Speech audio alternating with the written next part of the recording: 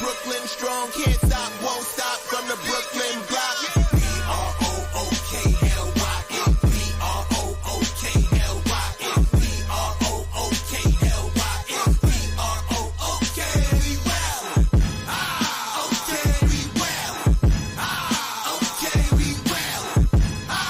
Okay, we well. B-R-O-O-K-L-Y-N. That hit. Cam Thomas. Just give me the ball, I'm fitting the score next. My J is all net, me and David just all next. Getting back on defense, hit him with strong flex. I'm official like a ref, trying not to get attacked.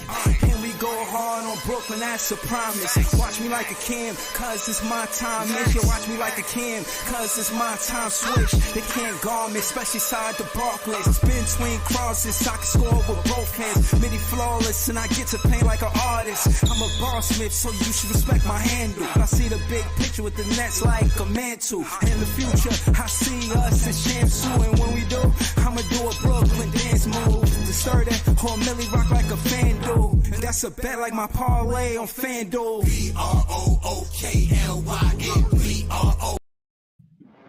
Yo, it's Big Fan Breezy with the Brooklyn Nets vlog. You know, I'm just talking ball with y'all. Listen, man, we got 715 subscribers. I need you to continue to like, continue to share, continue to subscribe. Y'all want me to do content, put it in the comments. We gonna get to it. We trying to, you know what I'm saying, put some work in on this page, make this page a bigger page, and you know what I mean, we gonna get to it. I'm honestly waiting for, you know, the Brooklyn Nets to make a move, get a trade, something. But, you know, I love the game. So I was just thinking, you know what I'm saying? You know, well, there's not a lot of players that got drafted by their team and stayed with their team. And I said all I had to say is that we putting all this hype about next year's draft. And when you think about these draft picks, how long do they even stay with the team? Only 42 players and they ever stay with their team, with the team that they drafted. They started there, and the rest of their career ended with that same team. Only 42 players. I'm gonna run through them for you, just to, you know, early get into the conversation. Number one, 21 seasons, Dirk Nowitzki. Number two, now mind you, Dirk Nowitzki he was a great player, but he only got one championship. Look at Chicago Bulls. They got Michael Jordan, and you know what I'm saying? Look, they Scottie Pippen. I won't say that, but there's players with more championships than. Look at Klay Thompson. You see what I'm saying? If back in the day, and again, I think it's about culture. I think it's about the actual franchise and how they run things in the front office, the relationship that they build from front office to player. From, you know what I'm saying? The bonds that they build. Shout out to Daniel Berry Sports Highlights. Subscribe to his page. Shout out to Leaf. Subscribe to his page. Shout out to Brock Work. You know what I'm saying? We out here. Dirk Nowitzki stayed 21 seasons, got one championship. That's fair to say. Kobe Bryant at 2. Him and Udonis Haslem stayed for 20 seasons. Now, we both know they had different careers, right? But I said that to say, respectfully, that's who number 2 on the list. Kobe Bryant and Udonis Haslem. The Lakers had reason to keep a player like Kobe for 20 years. Udonis Haslem, they franchised Miami, they culture. That's the culture of what they do. You know what I mean? It's like a way of doing things, you know? Just think of ours kind of thing. You know what I mean? So I see what's going on. You know what I'm saying? I'm just saying a lot of teams don't do this. A lot of players, this don't happen for a lot of players. Again, like I said, I'm running off the list. I named 3. It's only 42. It's only 42. Number 4, 19 seasons. Tim Jackson and John Stockton. Both of them played 19 seasons. That's a long time. When you think about Tim Duncan, he had success with the Spurs. Yeah, you keep him 19 seasons. That makes sense. But all of these players make sense culture-wise. John Stockton, he was a winner. They loved him in Utah. I guess you keep him, but that might be debatable. Should they have traded John Stockton based on his success that the Utah, it's the lack of success that the Utah Jazz had? But respectfully, if you want to trade somebody, it wouldn't be him. He was great. You know what I'm saying? Number 6, Reggie Miller, 18 seasons, no championship. Was he wrong? Was the Indiana Pacers wrong for keeping a Reggie Miller for 18 seasons? What, you know what I mean? Without a championship. But again, as a franchise, there's players that should be traded. But is it them? All of these players, you like, nah, I wouldn't trade these guys. You guys at 7, you got Manu Ginobili split with a John Havlicek with 16 seasons. You keep Manu Ginobili for 16 seasons? Of course. As a starter, he playing 40 minutes plus, 35, 40 minutes plus. Manu Ginobili coming off the bench, you can moderate his minutes and you could get him for 16 seasons because of the program they running. They know what they doing. They a well-oiled machine. The Spurs coaches, some of these franchises, they got good coaches on how they have relationships and bonds with these players. From players to front office, and from front office to players, from the assistant coaches, from, you know what I'm saying, everybody that contributes to the energy of winning basketball, loving basketball, building the brand, building the Brooklyn, the basketball brand, building it here. Everybody caring about it. The whole city caring about it. Brick Fan Breezy, we care about it. Feel what I'm saying? You got Easy in the building. Shop Easy. You know what I'm saying? Brooklyn in the building, man. I'm about to throw the link in the chat. I want to get through these names real quick. We at 7. 7 and 8, Manu Ginobili and John Havlicek. They were tied. At 9, you got Dolph Schayes. He played for the Syracuse Nationals and the Philadelphia 76ers. They say drafted by the Knicks in 1948, but opted to play for the Nationals and NBL before moving to the NBA Nationals in 1949. You talking early basketball. That's when they was doing this. What he? I don't even know what he did. I don't know if he won or not. Shout to Dolph Schayes. I'm gonna get back to that. But it's only 42 on this list. He played 15 seasons. Him, Al Guerrero, and Stephen Curry. Stephen Curry in his 15th season. Should Curry retire a Golden State Warrior? Yes.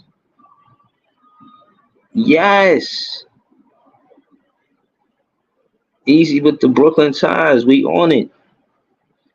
Claude Smith said Sean Marks was part of the championship franchise with the Spurs. Why didn't he bring that culture to Brooklyn? Yeah, I gave him many verbal, you know what I'm saying? I kicked a wild dust about that, better say. Claude Smith said, I guess the players that stay with the same franchise the longest are mostly Hall of Famers. Yeah, that's true.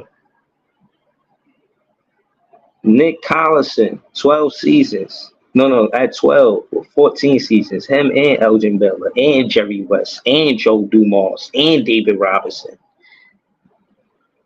That's the culture of the Spurs. That's 2 players. That's not just Duncan. That's David Robinson too. Say what you want about these franchises and say what you want about the list only having 42. But there is some success in keeping some of the players, like not giving up on some of these players. Now, of course, we'll debate if any of those players are like that on the Brooklyn Nets. And I pretty much know how to, I won't say I know that's how that's going to go, but we'll talk about it. So at 12, you got 1, 2, 3, 4, 5 players that played 14 seasons. This is another thing that I want you to see, that a lot of these players don't stay with the same team for one. A lot of these players don't last this long, 14 seasons. Only the greats. 14 seasons. That's a long time to play basketball. So that you've seen all the players that I mentioned. So that give we at 17 now. 13 seasons. Wes Unseld played for the Washington Bullets. I heard he was a rebounding machine. He used to get busy. Calvin Murphy, Fred Brown, Alvin Adams, Larry Bird, 13 seasons. Magic Johnson, Kevin McHale, Isaiah Thomas, and Jeff Foster. Hold on. Magic Johnson played 13 seasons? I always thought everybody said that his career got cut short, but 13 seasons is a long time to play basketball. So I don't know. You know what I'm saying? Okay, now we at 28, based on all the numbers I'm counting. So that's 28 players that I mentioned that entire time. Oh, after that, I didn't say Kevin McHale, Isaiah Thomas, and Jeff Foster. Now, most of these players, for what it's worth, for the conversation, when they got the star next to it, I imagine. Hold on, they're gonna tell me. Yeah, Claude Smith was right. That's when the star next to it. That's when they Basketball Hall of Fame. And but they ain't talking about the championships. I thought that one of the asterisk was going to basically show the championships because I wanted to see if Dolph Schayes, that played 15 seasons, he actually won the championship. Let me see. But I'll get back to that. Okay, we had what, 28? We had no. We was at 17, then it went to 28. But again, yeah, after Magic Johnson is Kevin McHale, Isaiah Thomas, and Jeff Foster. Right? I'm just naming it off. But short soliloquies. We just get through it. 28. Now we had 28 players. 28 players played 12 seasons. Hey, you hear those numbers? Yeah, that's a fact. I'm gonna tell you the exact number, Claude, after I'm through with this. Tell you how many Hall of Famers it is exactly. 28 players played 12 seasons. Stay with the same team their whole NBA career. Sam Jones, Michael Cooper, James Worthy, Nate McMillan, Rick Smits, Draymond Green. Wow. Oh man, that's a whole different conversation. Should he get traded is a whole different conversation. But respectfully, he on this list. Then it goes from 28 to 34 because of the players that I mentioned.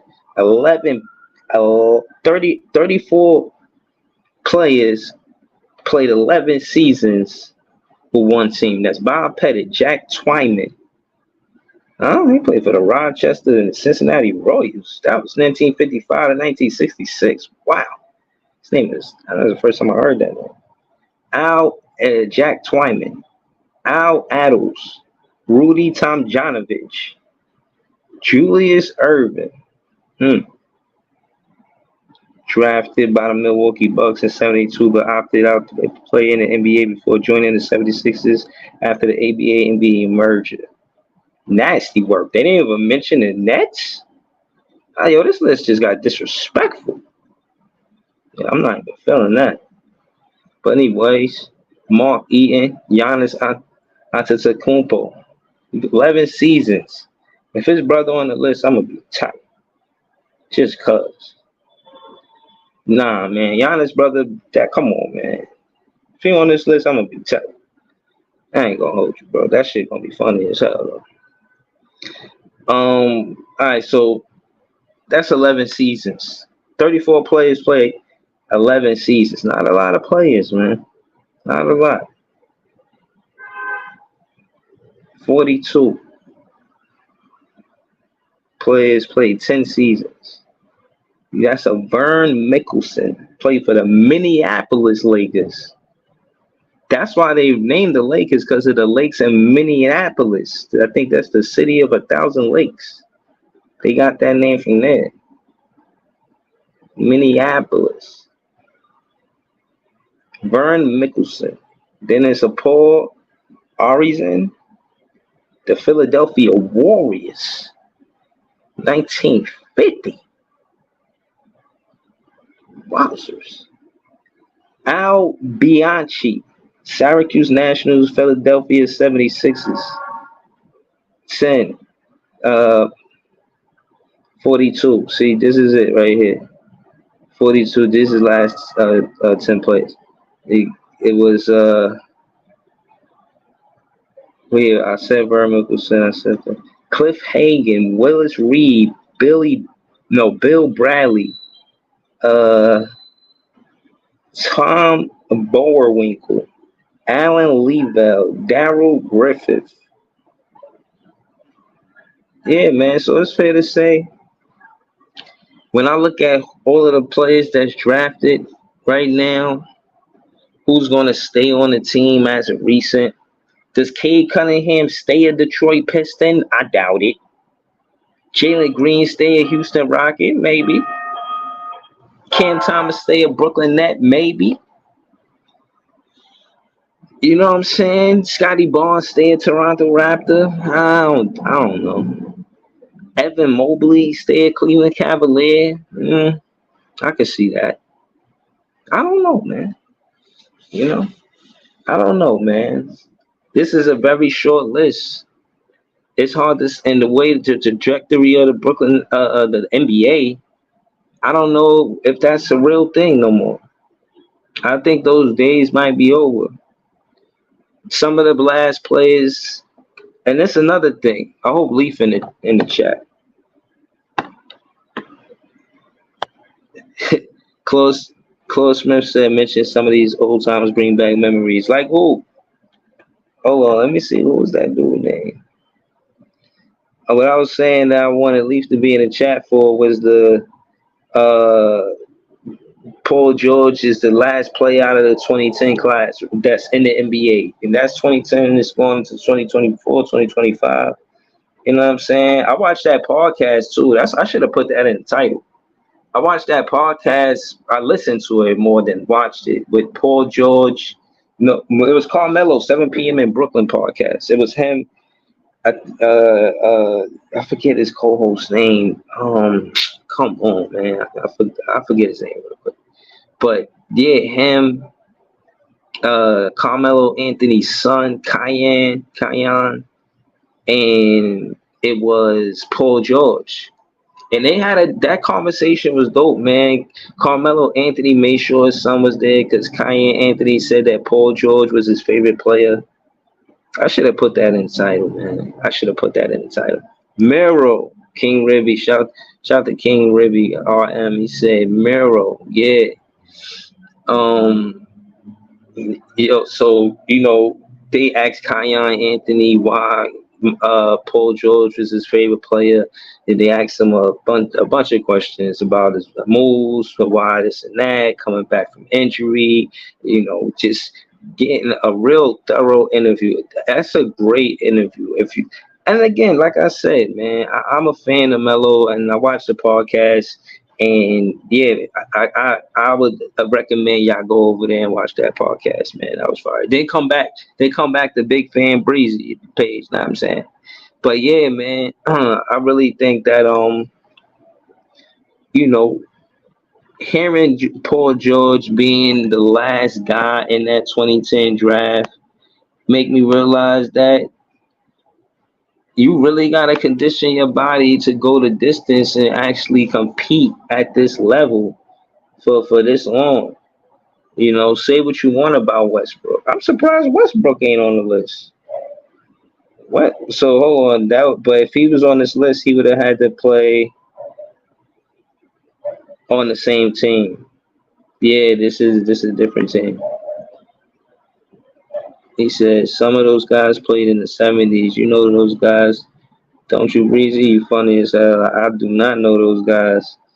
I'm learning. I'm waiting for you to put something in the chat. You funny. Paul Arizen. I'm giving you memories about Paul Arizen, man. I don't know who that is. Who's Vern Mickelson? Come on, man. I know who Mark Eaton is. I know 80s basketball, some 70s, but 60s and 50s. Sam Jones? I heard of him. Just being a student of the game, I heard him. Jeff Foster. Come on. Who the hell is Jeff Foster? Fred Brown, Alvin Adams. Yeah, some of these players I don't know. Word. But would Ant-Man, if Ant-Man won a title with the Wolves, oh yeah, he probably retire Minnesota Timberwolves. That's a fact.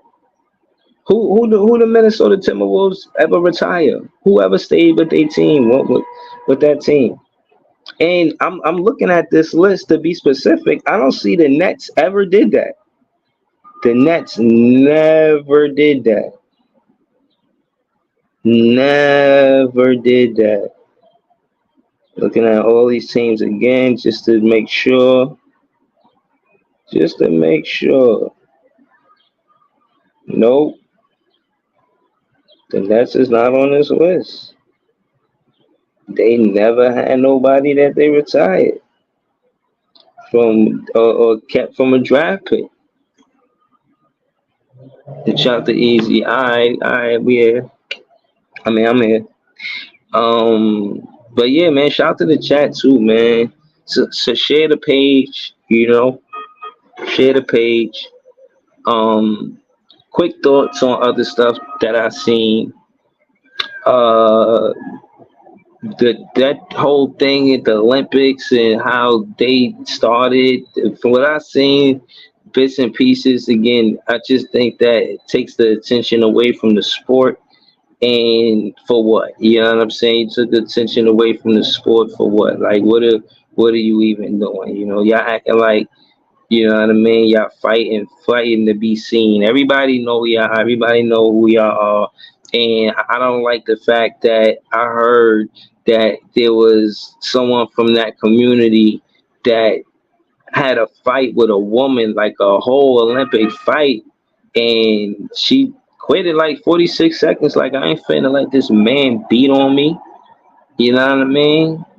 That's again, I don't like when they mix the competition. I mean, for years it's been simple, It's the woman and the men, and that's how you give them their own sport. I had a conversation like this too, and they were saying that women should play with men in the NBA, and I was like, nah, because maybe they could always say that the physical was inappropriate, and then you bring that in basketball, just other things can happen. Teammates to be fucking. You don't think teammates would be fucking if you mix the NBA with the WNBA, So it's like it should be separate, and that community walks that fine line that I think I don't even know how to say it appropriately. It's like I don't even know how to say it appropriately, bro. But y'all know what I mean when I say that community. Claude Smith says, more than anything, I hope the Nets fan base keep their expectations in check next season. I mean, what you mean by that, Claude? Why you say what you mean by that? I'm trying to figure out where you going with this. Where you going with this? What you mean our expectations? We supposed to be getting that high draft pick. But this is the reason why I did what I did. Shout out to Cottage 81. This is the reason why I did it. Everybody going hard about these draft picks.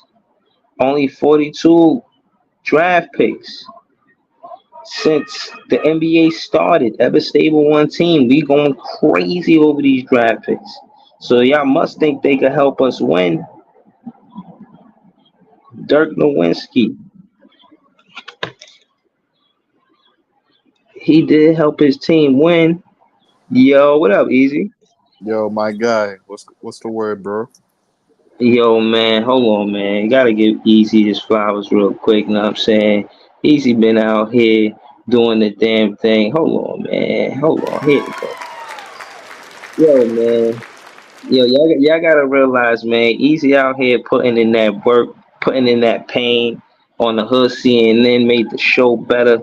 You know what I'm saying? He came to this came to this page, made the show better. He just out here cooking, you know what I mean? You know, the gratuity, you know what I'm saying? Hey, He heavy on Twitter, you know what I mean? Y'all can find him on Twitter. I'm about to, scroll a handle and across on the, you know what I mean, a screen so y'all can see it. And yeah, man, I want to say shout out to you, Easy man. Appreciate you, Brody. yo, appreciate you, bro. Yo, same thing. I want to give you your flowers too, yo. Salute to you. So you need a round of applause too. So make sure you hit that button for you too as well, bro. Shout out to you too, bro. Word, my God, Hold up. yes, sir. That's what we Yo, do. but That's yeah, what we do around here. We give our niggas flowers so they can smell them. You know what I'm saying? yeah, We don't nah. we don't give it to them when they can't smell them anymore. You feel what I'm saying? So we give our people their flowers. You know what I'm saying? So shout out to you, bro. Shout out to you. Yeah, nah, I appreciate that, man. But yeah, we having this conversation because everybody hopping in about the draft picks, and to your point about being redundant, I always want to have the same show every day. The off season is tough, and again, I want to say thank you to everybody that's rocking in the off season. And we do got basketball now. We definitely gonna talk some USA basketball, but it's not the same. Y'all know what I mean. So shout out to y'all for still, you know what I mean, being around. Helping the page grow in the chat. Everybody that be on the panel, y'all know what's up. But again, these 42 players, more in the past, 50, 60, 70, some 80s. I think the most recent is to Stephen Curry. I think Stephen Curry might be the last player this happened for. To give context to it, Paul George, he's the last player playing out of 2010 in that whole draft. 2010 draft, that whole draft. You know how you be reading the list off? You Yeah. know how you be. If you read the list off, he would be the only player in that draft. Know what I mean? Shout out to Big Tone, #1 fan, Cottage 81. We out here. So What I'm the saying fuck? he said how you Yeah. feel about DJ and John from BK Who's podcast, this and your podcast. Oh, word what they said. What the But fuck? uh, When did this happen, bro? What is going on, bro? John is my guy, man. I don't know why he coming at my podcast. DJ, that's I don't know him, so I don't know what he would say, but I'll handle that when necessary. Probably whenever they go live, man. Sometimes you gotta pop out and show fans. And again, man, I want y'all to understand. This is the reason why I don't go at BK and Wild Hoops. He making it seem like it's a competition, and I open the live stream door with open arms. You know what I'm saying? Told him about the whole situation, and I don't know why they dissing me. You know what I mean? But I'm gonna save all that for later. But that being said, oh no, I should address it now. Hold on. This Shit, is the forget that. reason why. Right. This is the reason why I can't take no disrespect from BK and Wild Hoops to anybody that is on his page, because whoever they are, they wasn't the ones that motivated him and told him, "Yo, you should do live streams." It was me. I was the one. Content creator for content creator sorted out his videos. He went by a different name. And I used to just tag his videos, jump in the comments with him, invited him to my page to let him see what's going on with the live streams, because all he did was videos. And that was cool. But like I say, he tried to come here. I feel like he just come here sometimes to, you know what I mean, poke in just to, you know what I mean? But he really want the fans, he want the subs, which is cool. But my thing is, bro, I be in Nets Kingdoms. Like, I'm not even the biggest Nets platform.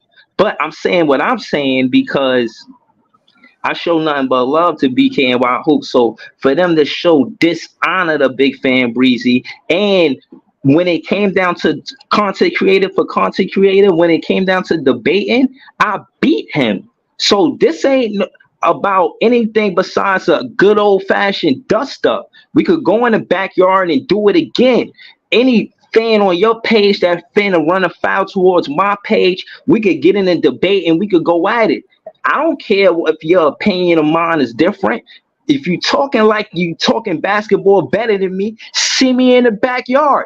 We could do this shit tonight. We could do this shit tomorrow, but don't Don't put no stains on my jacket. When y'all put some respect when y'all vlogging on my name. Otherwise, I want smoke. Period. So go tell him that. Big Tone #1 fan. Yo, it's lit. I'm about to send this stream to BKNY Hoops. We can get it right now. He said, oh man, but they gotta back that up. They gotta back that up. Word, they gotta back that up. Yo, I'm telling you, man, they gotta back that up, man. They definitely gotta back that up because I'm with all the smoke. Shout out to When John. was this? No, Breeze. I just want to correct. I didn't say nothing about you being a fanboy, man. I don't know where that's coming from. I think it's somebody with multiple accounts trolling because somebody brought up saying I was trying to run your show, some weird crap shit, man, which isn't true one bit. But I don't know, man. Seems some people want to disparage me for no damn reason. But no disrespect towards you at all, man. Allegedly, it's Big Tone #1 fan. So what's going on here? I have no clue, Easy. All I know is we were having a great discussion about what type of salary Thomas should get. Then AP, Ivan, and SL were going on a rant yesterday, going at me and BK over some dumb stuff.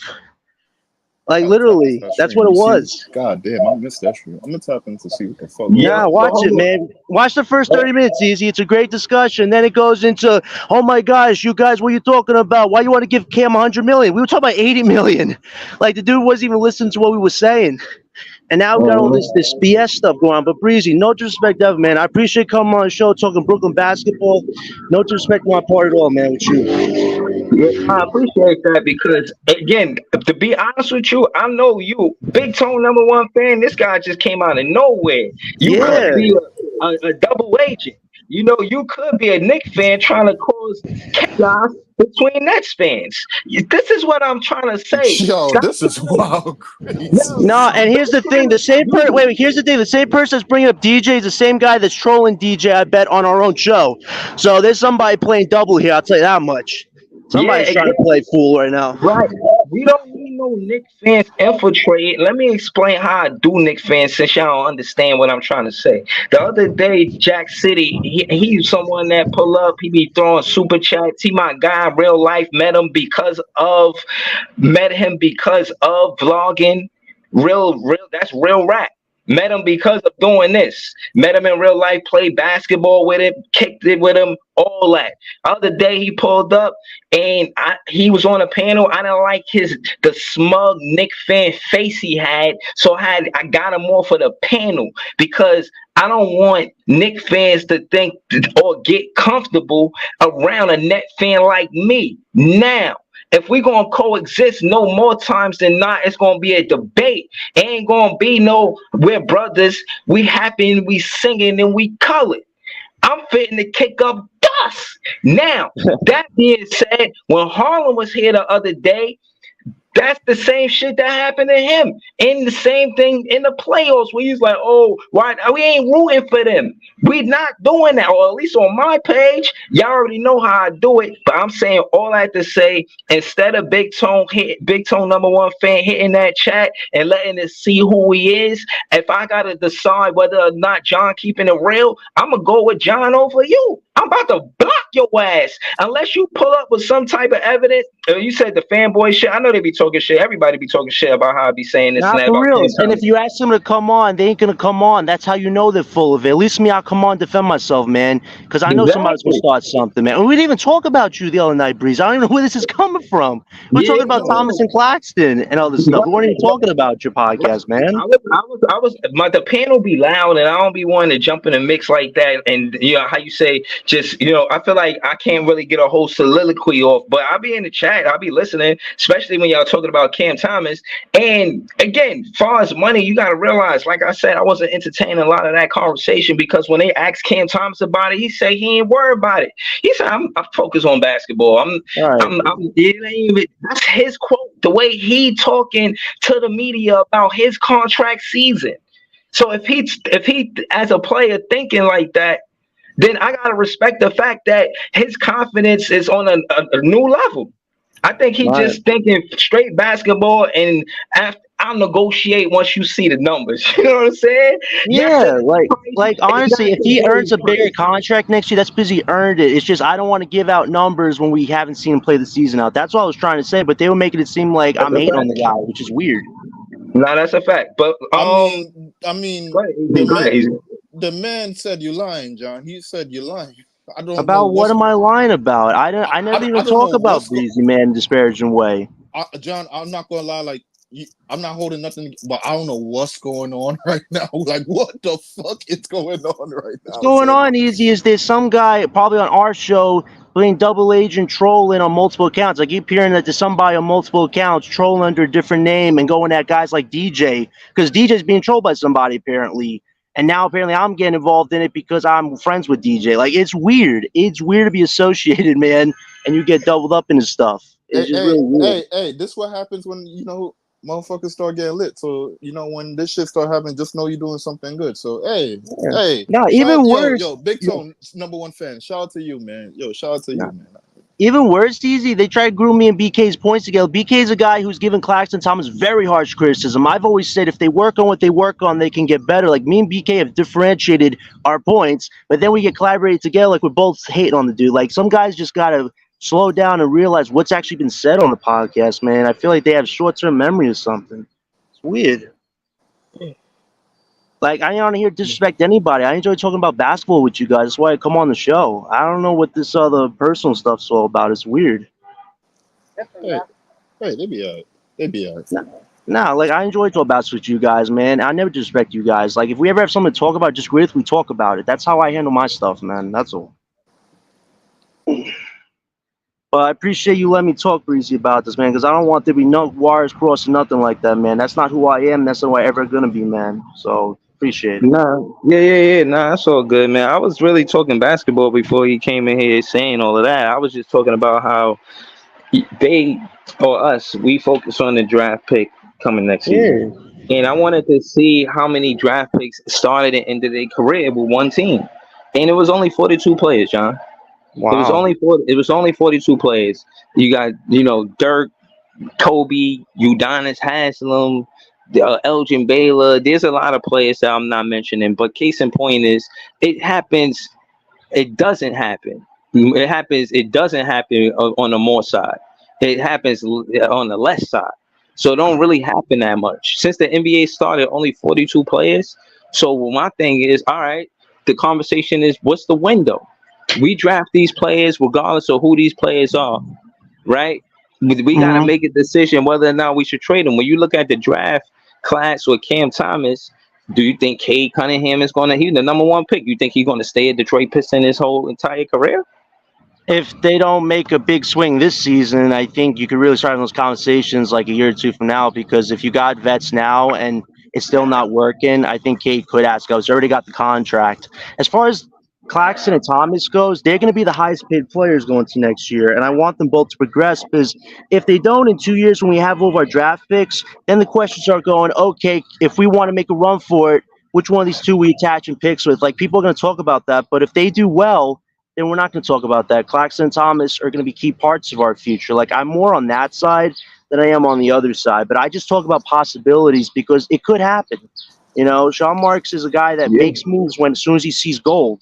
He's not really a patient man when he has the opportunity to be patient, Yeah, but now I think he got to clean up his mess, and part of that is not making the same mistake twice. I give him the benefit of the doubt. I think he really tight with Joe Tsai, and he's seen they lost money with that whole situation, and I think that's because Superstars was making GM decisions, and that's the mistake that he made. He gave KD too much power on what the roster should look like, and every chance KD got, he denied he had anything to do with the roster. Mike James, his best friend, he like, oh, that wasn't up to me. Like, come on, man. Like, so my thing is, at the end of the day, if Sean Marks continue to be the GM, and instead of trusting the superstar, trust the coach. Go to the coach and say how you want this team to look, opposed to going to the superstar or player and say, and again, mind you, a free agent player. Mind you, KD came from a team where it didn't work when they built around him and Westbrook, but it worked when he went into a new system. Why are you giving that same player the opportunity to build from where and do this and that with the roster, because that's why Jared Allen didn't get the contract. You feel what I'm Right. saying? And Yeah. DeAndre Jordan did get minutes. Like, so case in point is Cleveland, they gave him the contract. Kenny Atkinson gave him the contract. Kenny Atkinson, yo, they really got a thing, bro. Kenny Atkinson came back to Jared Allen and Karis LeVert, bro. Like he that energy from the Brooklyn Nets. You see how we still talk about it? Kenny Atkinson feel that too. Why you Right. think he became the Cleveland coach? He ain't just Cleveland Cavalier coach. He ain't just go to any team. No, he went to the same team where he was coaching and it was working. Bro, Nah, I'm listen, telling you, that's you're what right, we need man. going to the next season, bro. That energy, that culture where we could build. You know what I mean? Hopefully we get that. I definitely think we have a shot. I mean, Cooper Flag, there's always a chance that you're always going to get the first pick. If we're going to get the first pick, everything would have to go perfect. But you look at an Ace Bailey or Dylan Harper, I really like our chances. I think if you get Ace, the offense is going to be great. If you get Harper, he's going to be a point guard of our future, and you could pair any type of big time player with a guy like that if he grows after we draft him. Like, there's so much potentiality with those two draft picks that can take us to another level and reinvigorate the culture in Brooklyn. I definitely think our chances for either one of those two is very high going into next year, and I look forward to seeing us get one of those guys. I really do. How many So let wins me you ask, see us getting? How many wins you see us getting next year, John? For this season, Yeah. I want to hit lucky number 14, man. If we hit 14, man, that kind of lucky number 14 type is wins. crazy, dog. Damn, that's bad. That's I probably worse know, than I know, Detroit but bad. we're gonna have to trade some of these vets off for like younger, expiring contracts. Like, I hope Sean can make those moves before the season begins, so we kind of know where we're going for, man. But if we don't, it's gonna be interesting. Maybe it could be 20 wins. I don't know, but I think anything that's in a 20 win will lower our odds of getting a top pick, at least top 1 or 2. 14 is like you have at least shot of top 3 if you have a 14 win season. yo, I can't. My net fan spirit can't agree to 14 games. But what I will say is, what I want to ask y'all is, whatever draft pick we get, what you think is a fair window for us to have success with said player? We getting one of the top 5 draft picks, right? And somebody said as of late, it was Nolan Trier, some French point guard, right? I hope I'm not butchering his name, but I'm saying Triari. Yeah. So I'm saying that to say, what window do we give them 4 seasons for them to get us right? Is that the real window that you want to give a draft pick, that a lottery draft pick? Say, yo, we willing to commit to building around you for 4 seasons. What do you think the Brooklyn Nets do? I'm gonna ask Easy, then I'm gonna ask John.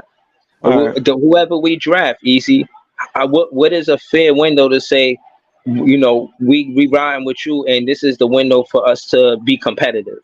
How many seasons? 1, 2, 3, 4. Talk to me. Talk to us. So you asking if the person we draft, right? We're gonna ride with them, and how long it's gonna take for them to for that guy to develop to get us into the playoffs? How long that's gonna take? Yeah, like if we trying to draft a player at that lottery pick, it's important to say, all right, well, how much time we gonna get this guy to win before we go in a different direction? So first off, whoever we do decide to draft, wherever we do fall at, and whoever we do pick up, we gotta see what they do first. So it's not gonna be it's not fair to automatically, before that person even played a college game, to give them a timeline on what they should be able to do for this team. So first, we gotta see who we pick and how they fill out like their first 2 years. We can't just go from there.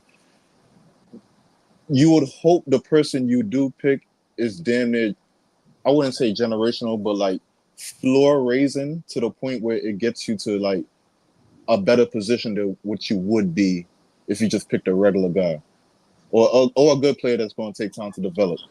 So I wouldn't put a timeline on it. I would say we need to see where it's not about like the player that we draft. It is about him, but it's not all about him. I would say for the team and everything that encompasses an organization, I would need to see where we at 4 years down the line. Now, me personally, in those 4 years, I don't think too much winning is happening. You're going to be tight, Breezy. You're going to have to be covering a lot of L's, in my opinion. It could be going different, but That's just my opinion. But I'm not really looking at like this season or this next upcoming draft and be like, all right, that guy is automatically going to change life for this team. And in 2 years' time, I see us competing in the play-in. My thing is like, I'm looking towards a championship. Now, everybody journey different. It doesn't have to go all the same way. So it doesn't have to be like, oh yeah, you have to get to the play-in one season. Then next year you get to the playoffs and like you probably get like a 7 or 8 seed. Then you lose like to in like a 5 or 6. No. Everybody journey don't have to be different. I would just like to see where we at in 4 years' time and determine it from there. Now, real quick, I don't know if Sean Marks should be here for that whole 4 years. I would agree with John and my nigga Leaf to that point. Shout out to my dog. But if he's still here, I gotta accept it and I gotta see where we at in 4 years' time. I'm not putting the pressure on the player that we draft. I'm looking at the organization at what would you do in 4 years' time. 4 years' time is 2028. We have a lot of picks in that time and a lot of moves we could make. I would like to see where we have 4 years' time. 4 years' time is Nick Claxton and the contract right there. So I like to see everything from right there. All right, hold on. We shout to Leaf and Ivan on the panel with us now. We're gonna go to John though. Again, let me kind of rephrase the question. You see how Cade Cunningham on Detroit. You see Jalen Green on the Houston Rockets. These are the top two. You see these players, the top 3 picks. How long should a franchise build around them before they say, you know what, we going in a different direction? And y'all just again to bring context before all of that between us, BK and Wild Hoops and all of that. I was saying that only 42 players got drafted in the NBA ever in the whole wide world and stay with that team until the end of their career. Only 42 players, to put it in perspective. Now, I'm saying that to say it's not really that common. So what's the window when you get these high draft picks? Like what's the window? 2-4 years? I let them play out their rookie contract to answer the question, but I don't want to be long-winded because I want to go around the panel. But we're going to go to John. So how you feel about it? If we get in these players next season, what kind of window you want to see them have for us to be competitive? Very good question. Shout out to Easy for a really good analysis of a timeline, because it's kind of hard. You don't want to, like, we have expectations for some of these prospects, or we have unnecessary expectations. Like, we have to remember to keep it realistic and look at 2025, 2026 as development type years where we're going to utilize the draft to the best of our advantage to get 1 or 2 top picks. Now, if you get a Cooper or Ace, they have offensive and defensive skills that can be harvested and elevated to another level, especially with a team like Brooklyn, which could be maybe in a 2-year window where we could be in a play-in situation, depending on what happens. And another thing is, after 2026, we're going to have the Knicks picks. Where are the Knicks going to be 2 years from now? Are they going to be contending for a title still? Or is something crazy going to happen? And, hey, the Nets might have a window to do something crazy themselves. That's another thing to think about. I mean, if you look at somebody like Harper, he can develop in this system organically with the talent you have, but you're almost kind of expecting Thomas and Claxton to take those leaps because they're going to be the main guys playing with Harper if the Nets choose to take an even slower approach with this rebuild. So there's different things to consider with each and every one of these prospects. But like Easy said, 3 to 4 years, we got to see how it all plays out. But that's not a bad timeline for development, because this team needs to relearn the fundamentals, have a culture, let Jordy build something with them, and to just have a structure that potential stars or vets are going to want to eventually come play with, because we have to make ourselves a believable organization that not only the fan base wants to be part of, but other players as well. So we'll see how this all unfolds, man. There's a lot of factors to think about on a year-to-year basis, but I look forward to it, man. Yeah, nah, that's what's up. Yo, hold on. We're going to go to Leaf and Ivan, but shout out to John and Easy for that. Again, Leaf, Easy, anybody that's on the panel, Cottage 81, just throw your link in the chat and let the people decide if they're going to come to your, you know what I mean, to your page and whatnot. You know what I'm saying? But y'all can throw the link in the chat. It's all good, man. I'm trying to grow my page. Y'all trying to grow y'all page. It's all good. You feel what I'm saying? Real quick. Yeah. Real quick, Breeze. Make sure you tap into my nigga Big Ox Media. Shout out to the show No Snooze Button. The 3-man weave became the 4-man show. Now you know You already Somehow know. I ain't get a fucking Let's invite, but it's go. all good. Bro, Let's wait, go. nobody got an invite, bro. Like I just pull up. Yeah. No, that's not what I'm talking about. Wait, let me finish What, the fucking ad, bro. Man, Let me fuck yeah, that. finish yeah, the finish that. fucking Oh yeah, ad, finish nigga. that. Fuck that, cause I like the way I was described last Monday. I ain't like it. What the fuck, though? Oh, this between y'all. Yeah, yeah, go ahead. All right, hold on. I ain't Leaf, like let him it. finish. Leaf, let him finish. Go ahead, Easy, and then you next, anyways. Leaf, All right, go ahead, Easy. let me just restart. Let me just restart. All right. Tap into my nigga Big Ox Media. Shout out to the show. No snooze button. Make sure you tap into that Mondays and Fridays, 10 o'clock our time. I'm only talking to New York. You feel what I'm saying? Yay. The 3-man we became the 4-man show. You already know. Now let's go. Shout out to Yado. Somehow, some way, I didn't get a fucking invite to that show or whatever.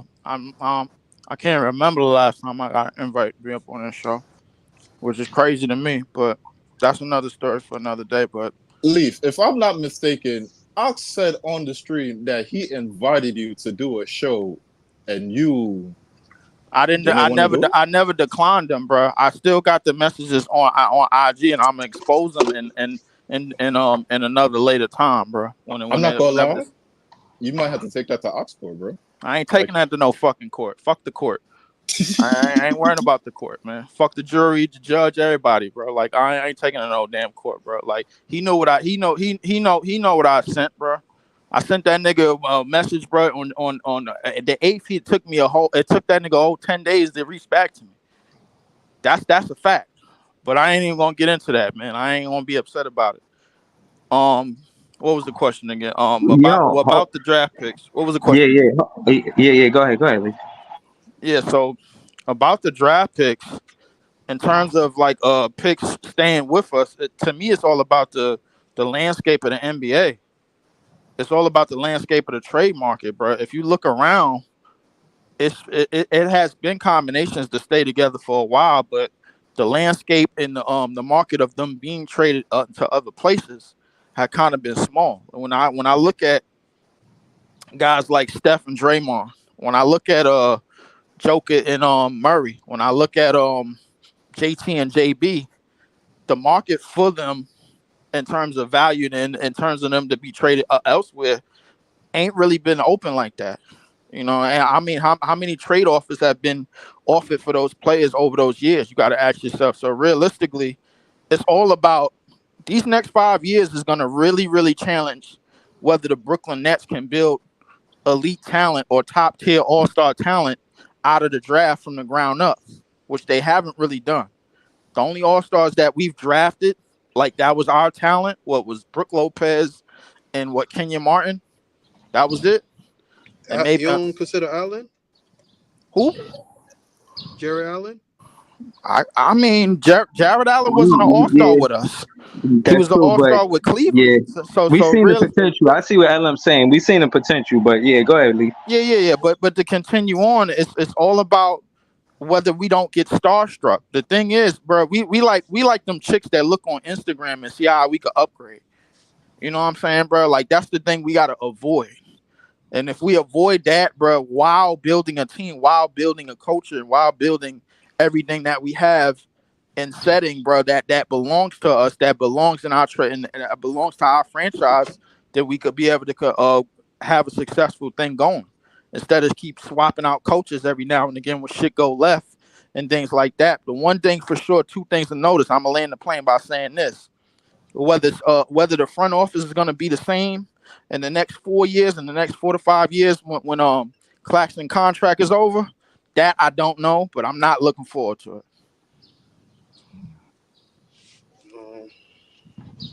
but this what you but All how right. ain't that what you've been asking for? Like you like we need to get this current front office out of here. So in 4 years' time, if them niggas is gone, why would you not like why would you be against it? In 4 years' time, if they're gone, I'm worried about who's gonna replace them. Because the thing is, bro, like it's not about the devil, the devil you know and the devil you don't know, bro. Like it's two different things. So I don't know what other some other weak ass dumbass is gonna come up in here and start fucking shit up worse than Billy King. So realistically, I don't know, but right now we got what we got, and I guess we got to work with what we got as far as the front office. But listen, like I said, man, like it's all a matter of how they treat this thing. If they treat this thing, you know, like flowers, like they could bloom and everything, you know, basically kind of like a chia pet, then we're gonna be all right, man. If they try to grow this shit fast and try to look for shortcuts, then they're gonna wind up fucking it up like they always did. Yo, I agree. I'm not gonna lie. Like with John, I agree with John. Yeah, you was next. You was next, Ivan. You was next. I agree with John Point more. I think a 2 or 4 year window. I feel like that's very reasonable. Like I said, I think that's very reasonable, and I think we could come up with. I'm optimistic, bro. I think we gonna have something special. I think somebody's gonna come up, and I think Jordi Fernandez is gonna do something with this team, man, and hopefully we do. I guess we got a tank to get, you know, one of these top players or whatever. But I think it should be quick because it's a lot. Like the league right now is passing off the guards. Like a lot of our players are older now, bro.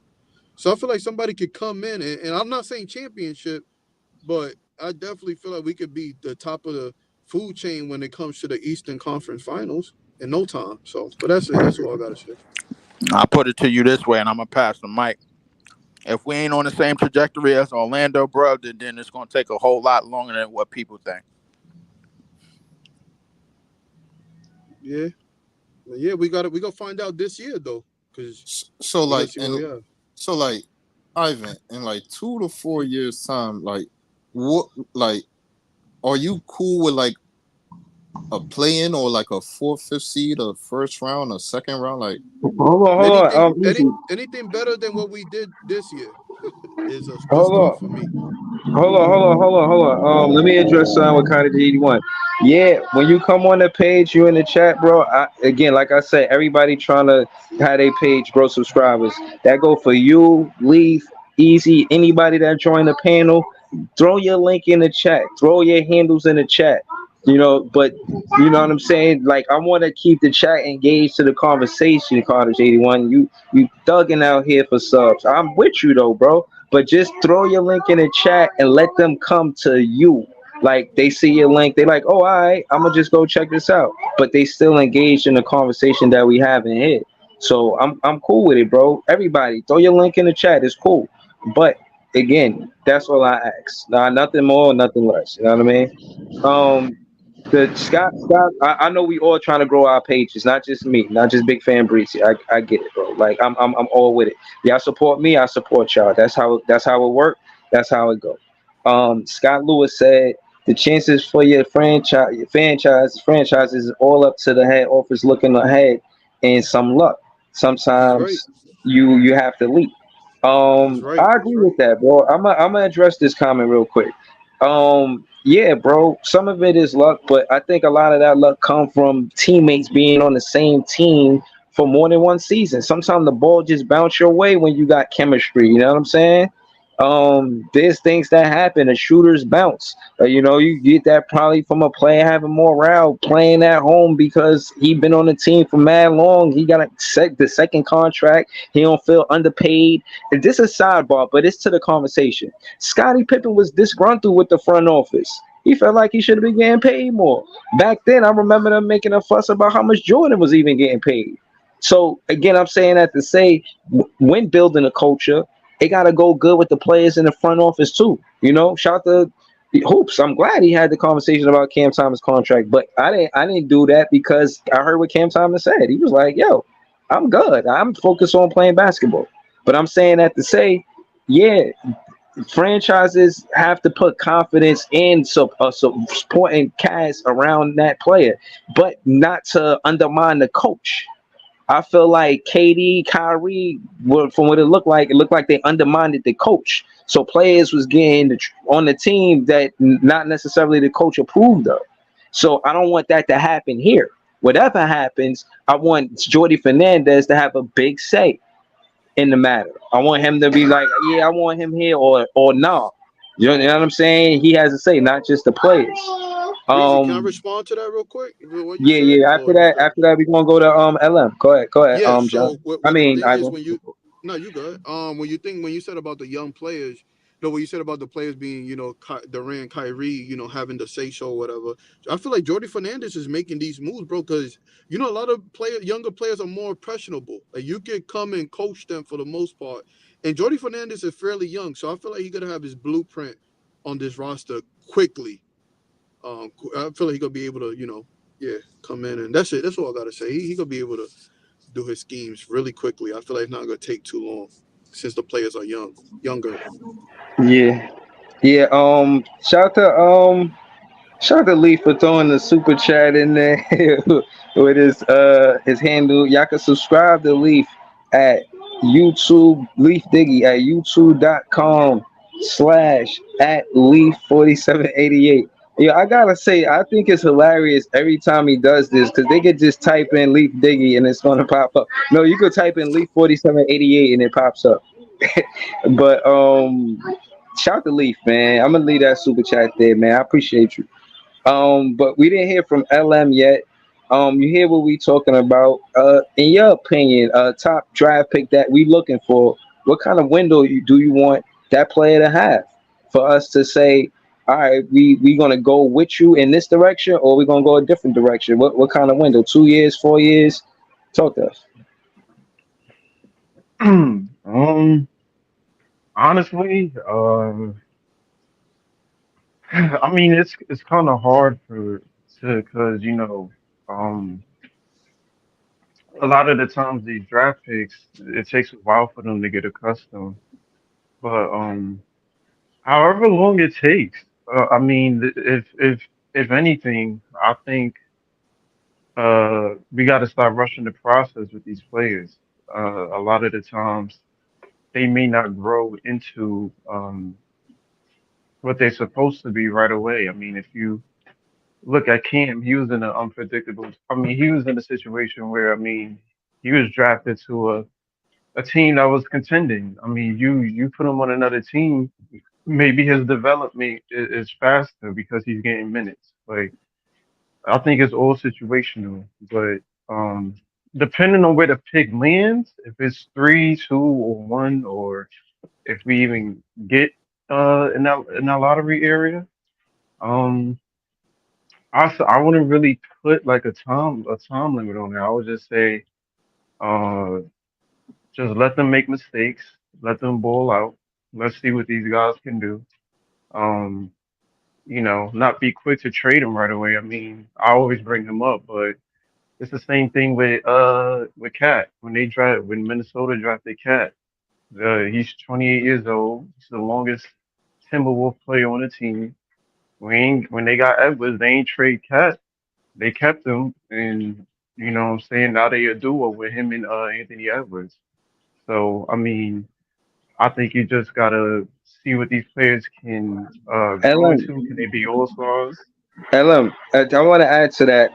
That being said, they got Rob Dillingham, so that's three of their draft picks. It look like it's going to be their main players, and that's what I'm Hmm. saying. The players that you draft, they are immediate. They should be, in my opinion, have immediate importance over players that's in the free agency. That's not everywhere, but I think that's Uh-huh. the recipe for the Brooklyn Nets, and it looked like it is for the Minnesota Timberwolves too.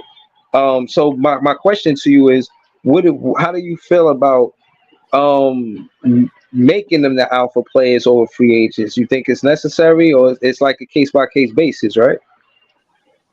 Yeah, I mean, I think the draft players are important. Like they the ones that most hungry. You know what I'm saying? The free agents, they've been in the league for a while. They know the system. They know how the game works. They agents know how to get them the bag or whatever the case may be. These young players that come into the league, they got something to prove. And there's nothing more valuable than having somebody that's drafted to a team and the organization has the complete faith in you. And due to that, I mean, it's not the era of the 2000s no more where, Tim Duncan and Kobe's and, they stay on their team for the rest of their life. But I mean, you never know. I think it's just a matter of, they fall in love with the environment. the draft picks, they more hungrier, they more eager to based on the mindset of the players, they want to win chips. You know what I'm saying? They ain't been in the league long enough. They want to win a ring for the team that they go to. It may not be the case for all of them because some of them are about their bag, but for the guys that just strictly Right, focus on basketball, that right. really want to just win a chip, aka Cam, aka Wemby, aka those guys who just they don't care about the other shit. They just care about ball, winning chips for their team. Like Yeah. those are the guys But you got hold to on. keep on the team. Right, but let's take it there because I seen a podcast where I think Jeff T was asking a question. It's another former NBA player, and he asked him. He said, "What do you care about when you get to the league? That next contract or a championship?" And he said, "The next contract." And Jeff T told him, "Thank you for not bullshitting, because I know it's true." Now again, they ain't in on media; they on the podcast. They keeping it all Right, the way 100. You know what I'm saying? So I'm right. looking at it for what it is. I'm thinking that's why you know you got to be careful on who you draft. Sometimes even these high draft picks, you want to make sure you get the player that's more committed to basketball opposed to the player that's no disrespect. Like you see the dude that went to the 76ers. Like I don't want my star player to be a TikTok champion. Like You talking about that's Jared what you McCollum? doing. Yeah, like that's what you doing after the game. Like, come on, man. I want Nah, to that's play that. I crazy. think it's gonna be in the gym or something like that. Like after a loss or some shit. Like he putting up an extra 20 TikTok shots or champion is some shit. You crazy. know what I'm I saying, ain't gonna lie. bro? That's some real I mean, I shit. don't blame him. I think his name is I don't blame McCain, him. bro. He a TikTok Yeah, champion, bro. He be dancing. He got dance for what it's worth. You know that's the a guy good. That's a got. good. Wait. Who That's you a good talking about? fact. Wait, who you talking about? You talking about the kid from Philly? Yeah, Yeah, he's talking about Jared McCain, but right. that's a So good So what? point. Nah, He's not wrong in that. I think we got to pick Jared players McCain, bro. that's He about been ball, getting man. he been getting paid off a lot of that stuff he been doing since college. So I don't think it's gonna necessarily stop now until he get like a crazy NBA contract, and then somebody in the front office will be like, "All right, no more TikToks, no more dancing, no more nail polish, nigga. You time to get right."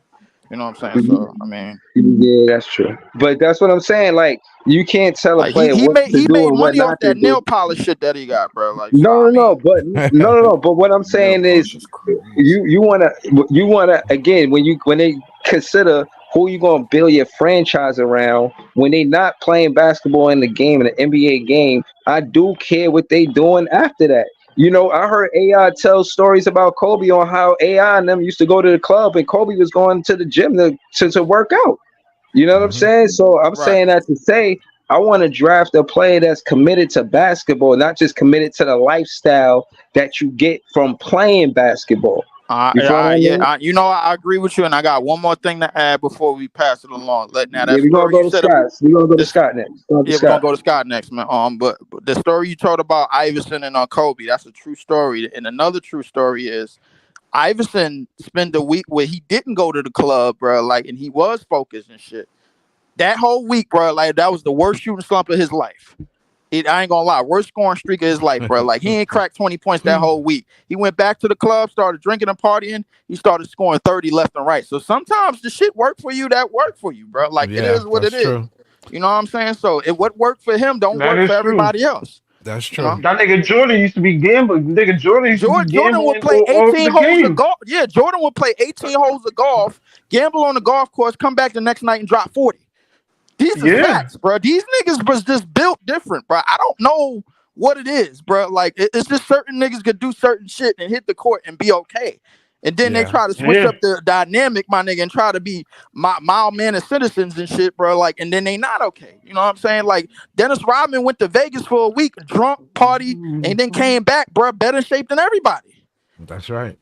So I mean, it is what it is. So like, I don't really give a shit what you doing what you doing outside of the court. As long as you ain't getting in trouble with the police, long as it ain't compromising your contract, bro. Listen. You could drink 5 or 6 beers a night, bro. If you come back and put up 40, bro, I'm cool with you. Yeah. I don't give a shit. Until you start getting And in trouble, nigga. some people just not even. To Lee's point, some people can just go out, party, do whatever they gotta do, and then come on the court the next day.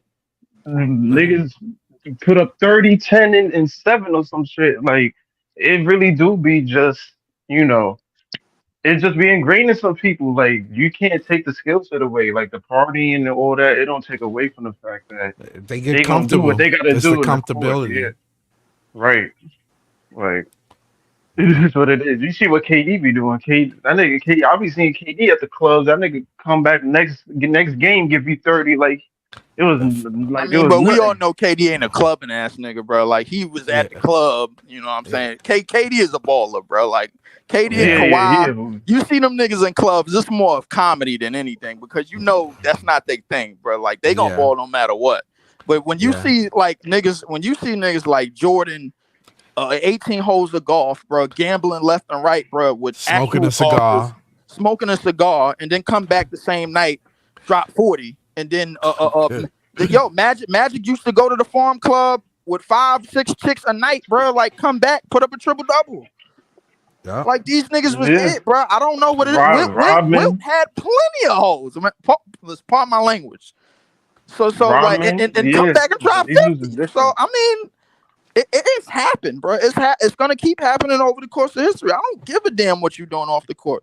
All I want to know is, bro, yo, watch the game, watch him hoop. That's it. I don't know what Cam Thomas do on his off days. I don't care. Yeah, I Right, as think long as it I ain't nothing think disrespectful.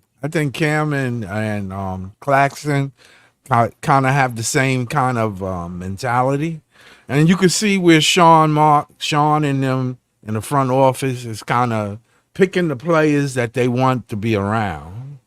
You know, that's why he's.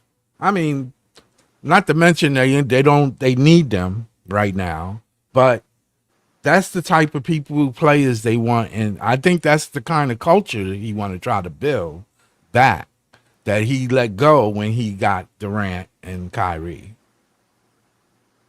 You think he gonna stay here? You think he gonna stay here, Scott? Until somebody can do better. I'll be honest with you, bro. Like that's a good question, easy, and I'll be honest with you. I really don't know. I would like to That's a Who good say gonna question. who gonna stay here? I, Well, Sean it's no way of knowing for sure. I I know well, Thomas well, is one this one of, year one of the has things been a one of lot. the things that I will say is that Claxton signing 4 years, 100. I mean, you can sign what you want to sign. That's still 4 years of your life. You know what Yeah. I'm saying? So like, I mean, it don't really matter about the money. That's Man, still 4 years Claxton of could your have went life. to because he could have went to OKC. That nigga Yeah, could have he went could to have New went to Orleans. OKC. He could have went to Memphis. He could have went anywhere, but he Word. chose to stay here. So and He that was chose his to stay decision. here, yeah. Yeah. So I my feel thing like is why like, not Cam why not Cam stay here? He see what Claxton did. He comfortable here. If they offer him the bag, I don't think he probably want to go anywhere else, I especially mean, in the to me, I I don't don't know. like it. It don't really seem like they concerned with money right now. I mean, like it would seem like him and Clax, from everything that I've indicated, it seemed like him and Clax, you know, they okay with being in a basketball setting. It don't really seem about the money, the years of the contract too much. I don't really get that vibe from them. Me But then neither. again, like, you know, shit could change. You know what I'm saying? I ain't saying that like Right. shit can't change. Shit can I change. I thought Claxton got a great deal for him. He did. He did. You look around the league, you see what these other dudes got Great deal. compared to what we Yeah. got for him. Yeah. $25 That was a per? very good deal. I mean, Yeah, I mean he got a I front think he heavy got a great. contract. I think he got a. Yeah, he definitely got a friendly contract in terms of the organization and how they can It's a move tradable around. contract too. If they It's a feel like tradable contract. if Plus he they got feel like he paid. ain't It doing is a that, tradable contract, it's a but tradable at contract. the same time, we got to He got remember our books is going to be crazy after this year because you know who come off the books after this season. Oh yeah, they have the space. They Yeah, have yeah. the So space, so Tom. we gonna have money to give to players, but the thing is, we're not overpaying. No, We you're didn't not we didn't overpaying. overpay for Clax. I don't Nope. really expect us to overpay for Cam Thomas. Nope. But at the They're gonna same give him time, they're gonna give him a front heavy contract. So this okay. way, when at that second and third year, he'll be able to maneuver Yeah. some more players. Right. That's Absolutely. smart. That is smart. That is smart. That is smart. So I mean, the organization is making okay moves money wise in terms of signings. Do I Yep. trust them with trades? Hell no. But hold Do I on, trust hold them? on. I Hopefully can't nobody dangle a carrot in front of them, right? Hold on, hold on. Please don't. Hold on, yeah. Hold on, yeah. Because you know I they gonna can't bite. do it. Hold on, I can't do it, but one of y'all probably could do it. Shout to Scott, Easy, or Leaf. Check the 2026 free agency and see what it looked like because Ben Simmons coming off the books is going to be huge for the Brooklyn Nets. I know that. So what the free agency look like that year? Do y'all know? I'm gonna check right now. I could check it. Checking it right now. Let's see. 20. All right. 25. I got it right here. I ain't gonna lie. Most of these dudes is not. I don't think most of these niggas is. I think they re-signing. But hold on, son. Potential. Let's see. So I ain't gonna lie. This class look crazy. This class look astronomical. I ain't gonna lie to you. This shit look wild. Nah, that's the thing that scared me about Sean Mark. I ain't gonna lie to you, bro. This can't be real. I ain't gonna lie. Hold on. Let LM finish, and then we're gonna go to Easy and Leaf. Go ahead. Nah, I don't know if this shit accurate, but is this the list I'm looking at? We got this shit crazy. So hold on, Breezy. So I'm gonna just read off the names. Bro, I don't know if this shit accurate, man. but I'm about to hit the suspense button. So look, right. This is wild crazy. So look, right. Is Damian Lillard, Steph Curry, Joel Embiid, Bron, Bradley Beal, Jimmy Butler, Kevin Durant, Trae Young, Zach LaVine, Luka, Van Fleet, Rudy Gobert, Kyrie Irving, Shea Gilgeous-Alexander, James Harden, DeAndre Ayton, De'Aaron Fox, Chris Middleton, CJ McCollum, Porzingis, Randall, Hartenstein, Wiggins, Jaren Jackson Jr., Tobias Harris, Draymond, Simons, Nickel, KCP, Marcus Smart, Norman Powell, Colin Sexton, Zach Collins, Lou Dort, Kevin Huerter, Mitchell Robinson, Jordan Clarkson, Victor Wembanyama, Austin Reeves, Cole Anthony, Paulo, Wendell, Brandon Miller, Chet Holmgren, Scoot Henderson, Stephen Castle, Jabari Smith Jr., Amin Thompson. This shit is nigga. This is a free agency. Hold up. Wait. Simplify this shit by talking about the niggas that's gonna be unrestricted free agents and don't have player options. I mean, the niggas that got player options, that's they what are I'm about to look at. potentials. Yeah. You need That's what I'm about to look at. because I know good and damn well Wemby is not no damn. He's a restricted So free you agent. said you said the restricted free agents? The unrestricted. The restricted free agents, they gonna get paid, bro. Like I don't need the unrestricted free agents. All right, so the unrestricted free agents, so it's 89 players. So Stephen Curry, LeBron James, Jimmy Butler, Kevin Durant, Fred VanVleet, Rudy Gobert, Kyrie, Shea, James Harden, Ayton, De'Aaron Fox, CJ, Middleton, Porzingis, Randall, Jaren Jackson Jr., Tobias Harris, Simons, John Collins, Terry Rozier, Mikal Bridges, Aaron Gordon, Jared Allen, Vucevic, Marcus Smart, Harrison Barnes, Duncan Robinson, Norman Powell, Colin Sexton, Nurkic, Zach Collins, and Mike Conley. That's 2026. That's 2026. Yep. Yeah. But 2025, Ben Simmons is on top of the list. No, 2025, I give you the potential free agents. That's next year. Yeah, all right. So next year, I give you the potentials. So Jimmy, Aaron Gordon, Brandon Ingram, Kyrie, Laurie Marketing. That's just unrestricted. Yeah, that's just unrestricted. So right. I'm gonna get to all the rest of the unrestricted free agents coming up. So okay, 2020. LeBron, VanVleet, Rudy Gobert, Kyrie, Ben Simmons. Hold on, Leaf. Hold on. Since we reading it off, LM started, right? Name it's a two-part question for everybody, but we're gonna start with LM since you read the list. Shout to you. My question to you is: out of all of the players that you mentioned in that 2026 draft, one, as a Nets fan, do you want us to compete after the 2026 season? Like, soon as Ben Simmons come off the books, and we get the player that you gonna say that we should get in that free agency out of whoever you just mentioned, all the players that you just mentioned, just pick one. How do you think we should compete from there, or we should go heavy with the 2026 draft and be a bad team again 2 seasons in a row? How you feel? Oh, holy shit. 2026 is a really elite draft, but this free agency, 2026 is a year. Holy shit. Yeah, Honestly, that's a yeah. I don't know. I mean, judging off these free agency picks, LeBron is Dunzo. He's probably retiring. Yeah. I think Steph might resign. Jimmy hmm probably adios. With him in Miami, so Jimmy might be out of there.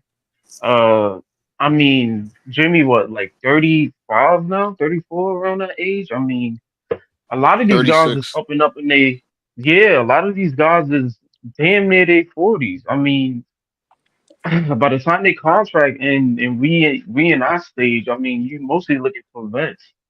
Uh, I mean, Shea probably gonna resign with OKC. I don't know what Harden's gonna do. De'Aaron Fox probably would be a good complimentary piece. I mean, Horty's here. He has experience with Horty Fernandez. If you can try to Hmm. get De'Aaron Fox here, that That's would be nasty. fire.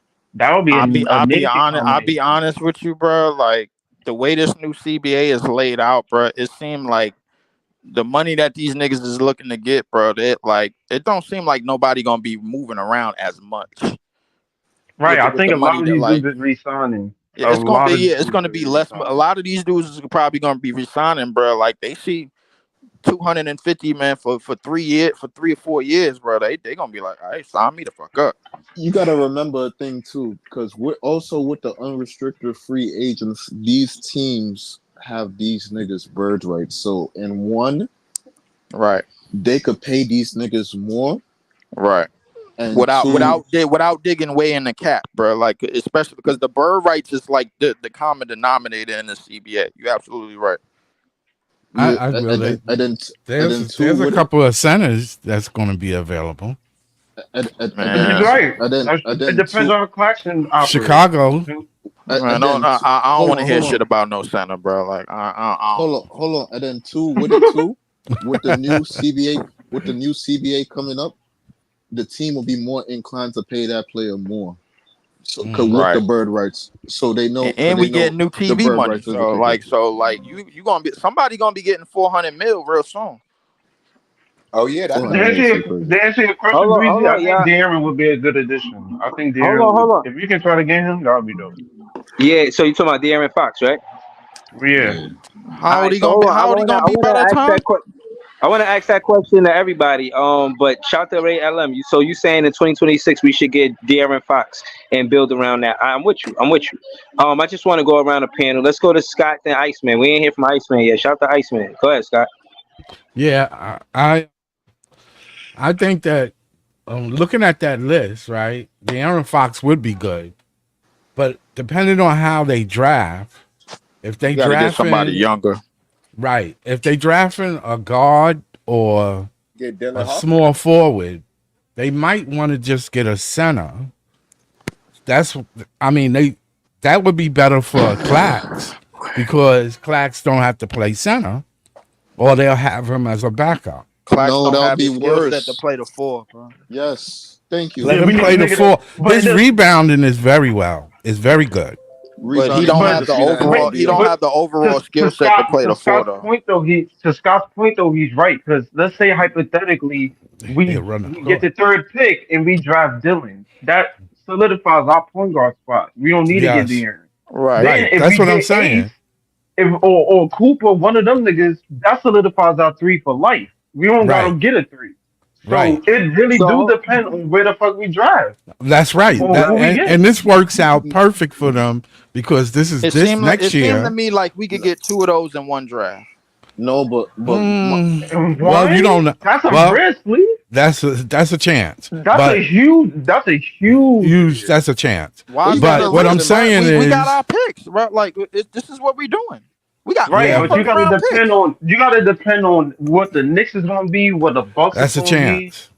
That's a Like chance. we don't know in terms what them niggas. I get what you're saying in terms of lottery, but in terms I'm of already giving you one, and that's a in terms of chance. position, bro. Right. I put it to you this way: in terms of position players, Yeah. we've done pretty well picking like outside of the lottery. So like, I don't think we're gonna miss. That's true. I don't That's think true. we're gonna miss, bro. Like, listen, between the three players that we've been talking about in this draft, bro. Like, if we get one of them and we do damage in the rest of the first round, outside of the lottery, we're gonna be fine. Well, you know, yeah, I get if you want to look at it that way. You want to look at it that way. I personally don't. I think if you, I think if you look at the draft class but that's Scott, coming up, Scott, if you look at the trajectory of the age of this team, the age range, bro. If we going in free agency, we want to pick somebody, bro, that's probably going to be a restricted free agent, and then we could just outbid that other team. That's going to be less money than paying for somebody that's unrestricted and looking for 40 or 45 million a year. I'm not looking at the top of that list. The top of that list is not going to be for the Nets. No. The top of that list is not. The top of that list is not going to be for the Nets. The spots where we at, we got to look at the unrestricted niggas that's under the age of 24. And I say around 20 million. 20 million. Hold on. My thing is, again, I want to go to Iceman. I don't know if De'Aaron Fox ain't gonna be 24, but I would still go with him because he's under 28. If they 27, still 26, on figure trajectory, bro. All right, De'Aaron Fox is good. Hold on. It's hard to say that it doesn't because when you think about again, I don't want to be long-winded. We're gonna go to Iceman. The average age right now, besides DFS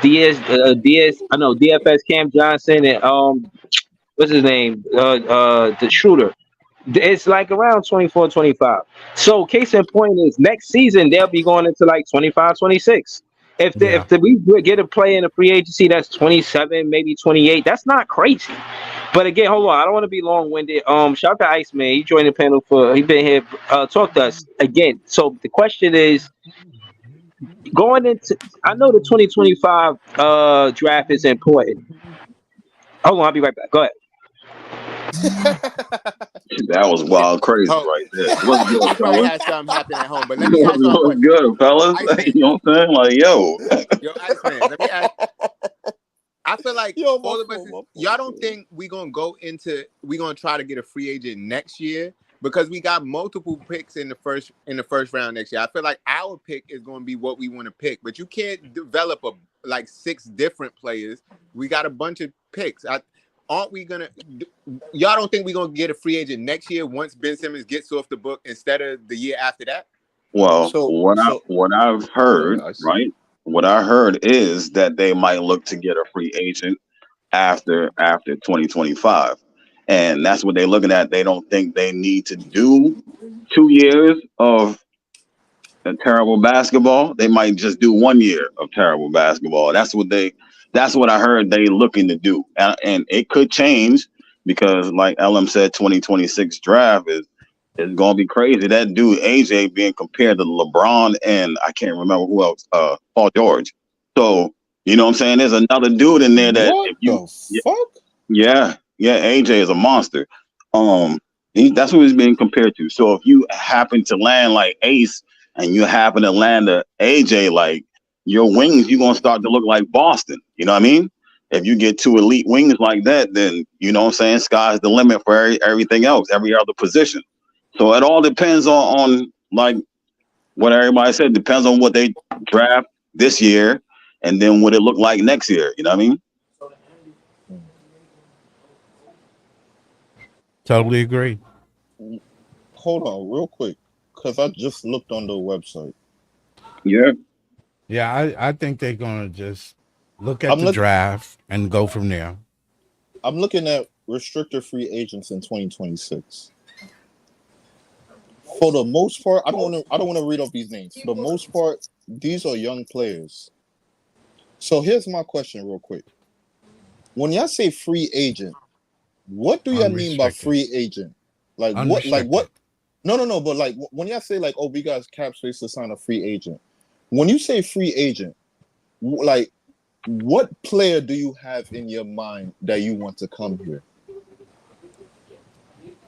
Me, I want a center. So which center do you have in mind that you would want? Chicago center. Vucevic? Yep. He's under 20 million now. He might want a little more because he's going to be unrestricted. He's a good shooter. You know? So they just need to have a point guard. They can draft a point guard. Next year draft is going to be some good point guards. Yeah. There's going to be some great point guards up there, man. If I roll with your idea, Scott, that means Nick Claxton development. Well, he can go. He can slide over the 4, which I think he really is. But let's look at it. If he plays the floor, you have no real offensive game unless I set you up. You don't have a shot. You don't have a mid-range You just game. pick and roll, and he runs the court. But now, he's a rim runner. So that means I'm signing Vooch to be a space out 5 then, and then I take away right or a half court. But one of Vucevic's best attributes is his rebounding game. So if I'm having a space 5, then I'm really. You don't have to put them both out there at the same time. I'm paying $125 million. I might pay the other one 20 or 30. Yeah, well, I think you can get them for less than 30. New TV deal gonna fuck up the cabin. People not gonna be thinking. They got to spend the money anyway. That too. You got to spend. But you got to meet the cap. But then at that point too, then I'm gonna have Nick Claxton. His game gonna have to take a tremendous leap. Now I'm gonna need you to handle rock and play make now. Some things that you haven't done. He got to earn that money, man. I think he can do it. Cam Johnson was playing the 4, and he can't play make or handle the rock. That nigga can't defend either. He can't defend. He's not. Claxton can defend. He a floor spacer though. That's what you got to look at. Cam Johnson is really a 3. But that's if we got a center that can space the You need somebody in the paint, man. Nah, but I just read something online said from the corner 3 he shot 45% from the corner 3. Cam Johnson can shoot. It's just nigga, he can shoot. It's just he ain't been consistent. But he just had injury issues this whole year. And he don't got the clutch G at all. That's true. You see, y'all niggas say that, but y'all niggas say that, but when I saw this nigga on Phoenix, he was bailing them niggas out. So I don't know what the fuck going on. But he ain't doing that here. No, I can tell you why. I can see, and that's so easy to explain because you got to look at it like I said with Phoenix when they ran. They was always running, so he always caught a rhythm. Plus, you got a point guard that's going to give you a rhythm. Like when Ben went down, there was no more rhythm given. You know what I'm saying? He didn't have no rhythm. They had to try to find a rhythm themselves. So that throws off his shots, and he got to try to create a little bit. Too much, the ball being in his hands too much, that messes up everything for him. Now, you know the Eastern Conference is going to slow the game down in the playoffs. You know that. You know that. Yeah.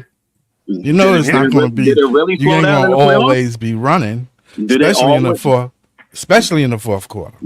Did the playoffs really slow down, or it depends on the team you play in the playoffs? It depends on the team. All right. And a lot of teams in the East, half court is boss. Half court is boss. That's true. Half court is where it's at in the playoffs. The full court shit is a whole other topic. Like you get your fast breaks, you get whatever. But I wouldn't just. But a whole different ball game. But I wouldn't just lock it down to the East. I say the West does that as well. Denver did that. Well, you got to get to that. Dallas did that. Yeah, because they got the players to do that. Yeah. You know what I mean? Right. Yeah. No, but the only player on this team that can really on the half court you really don't need to be worried about if we keeping it a buck is Cam Thomas. Yeah. I would at least think so. Everybody else, bro. I You mean, still I gotta be guess worried about Cam Clowney, Thomas. but In a playoff but setting, if we talking about like a LM, if we talking about like in a playoff setting, you still gotta be worried about Cam Thomas. There's still some deficiencies in his game. If I send a double at him, he don't know sometimes where to pass the ball to. That's a deficiency right there. You're gonna take advantage off the rip. bro, We're If I hoping that he the develops. beautiful thing if I about put a that, You're Easy, hoping is that he develops. if I put a guy on him from right. 94 feet, from 92 feet, and I bring another guy to trap him, he don't know where to put the ball to. That already But right there, I could take advantage of. So if we the talk about a beautiful half court thing players about here, that though is that we far from a playoff team. So hopefully by the time we get to that point, Cam will have worked on that already. Right. So that And wouldn't Jody be put an him in a issue. position to work on it. niggas wants to make a Right. play in this year, bro. Niggas wants to make a No, play in. That's I not don't think that. everybody. That's Not not this everybody year. easy.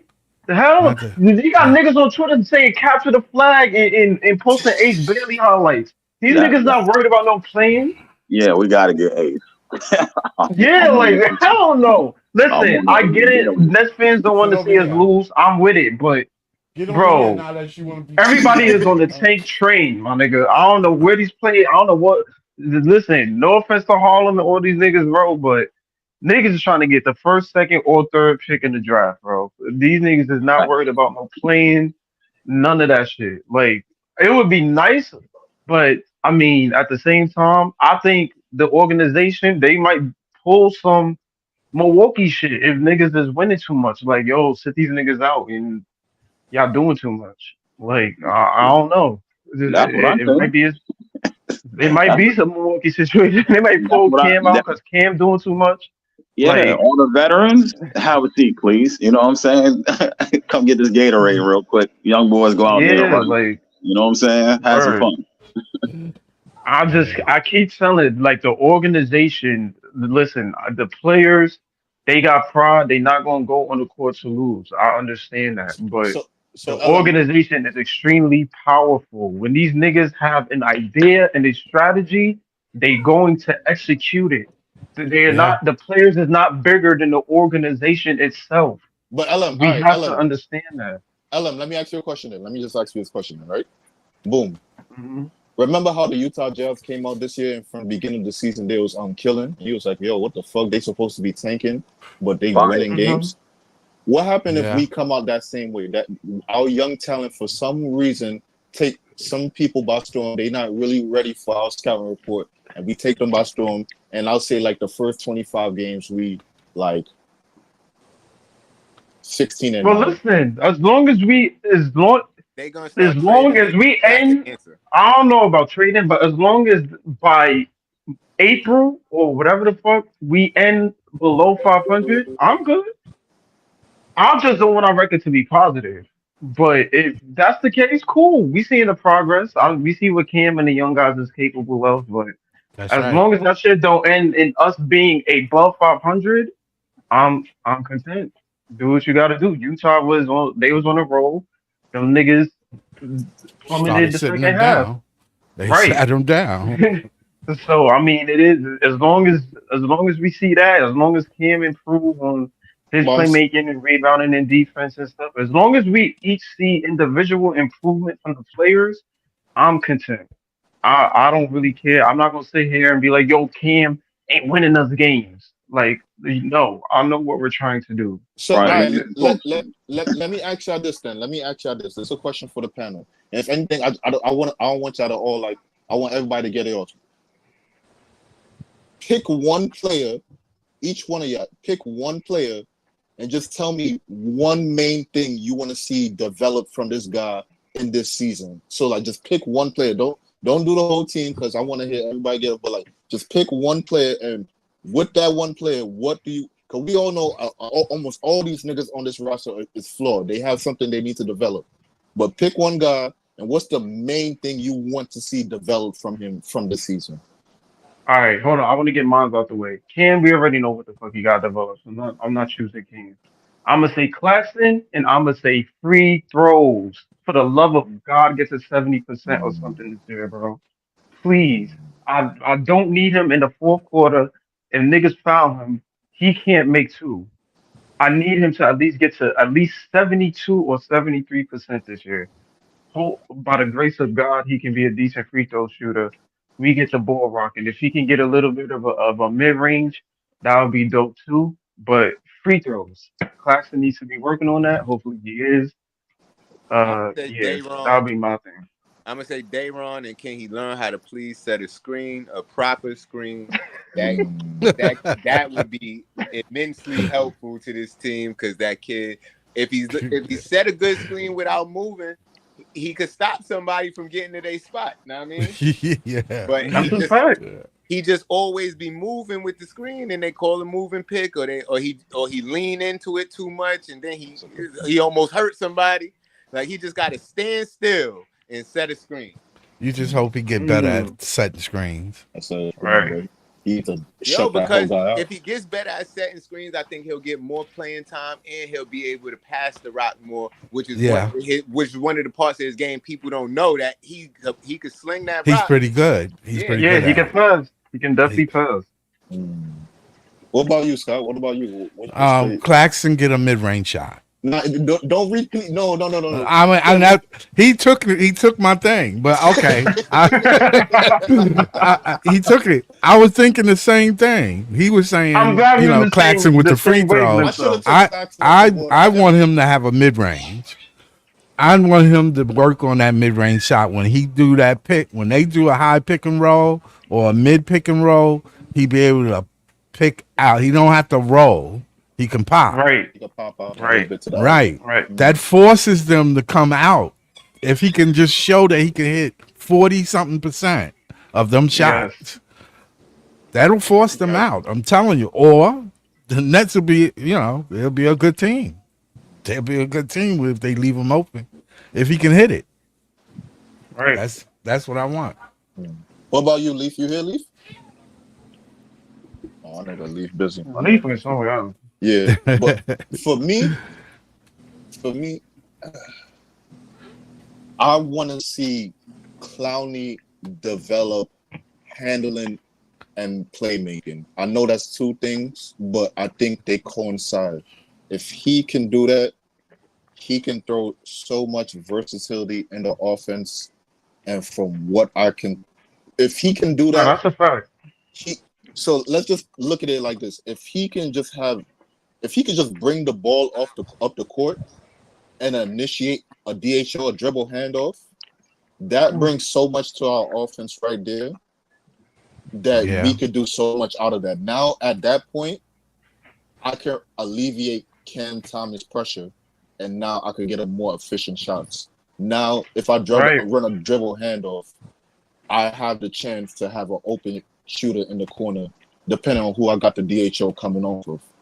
Right. So I'm not gonna lie, that's a big ask that I'm asking from him, but I would love to see that. Him putting the ball on the floor would be fire. Yeah. If he can do that, that would be amazing. That'll open his game. His game will open up. But I got one for you. Jalen Wilson. Jalen Wilson. Right?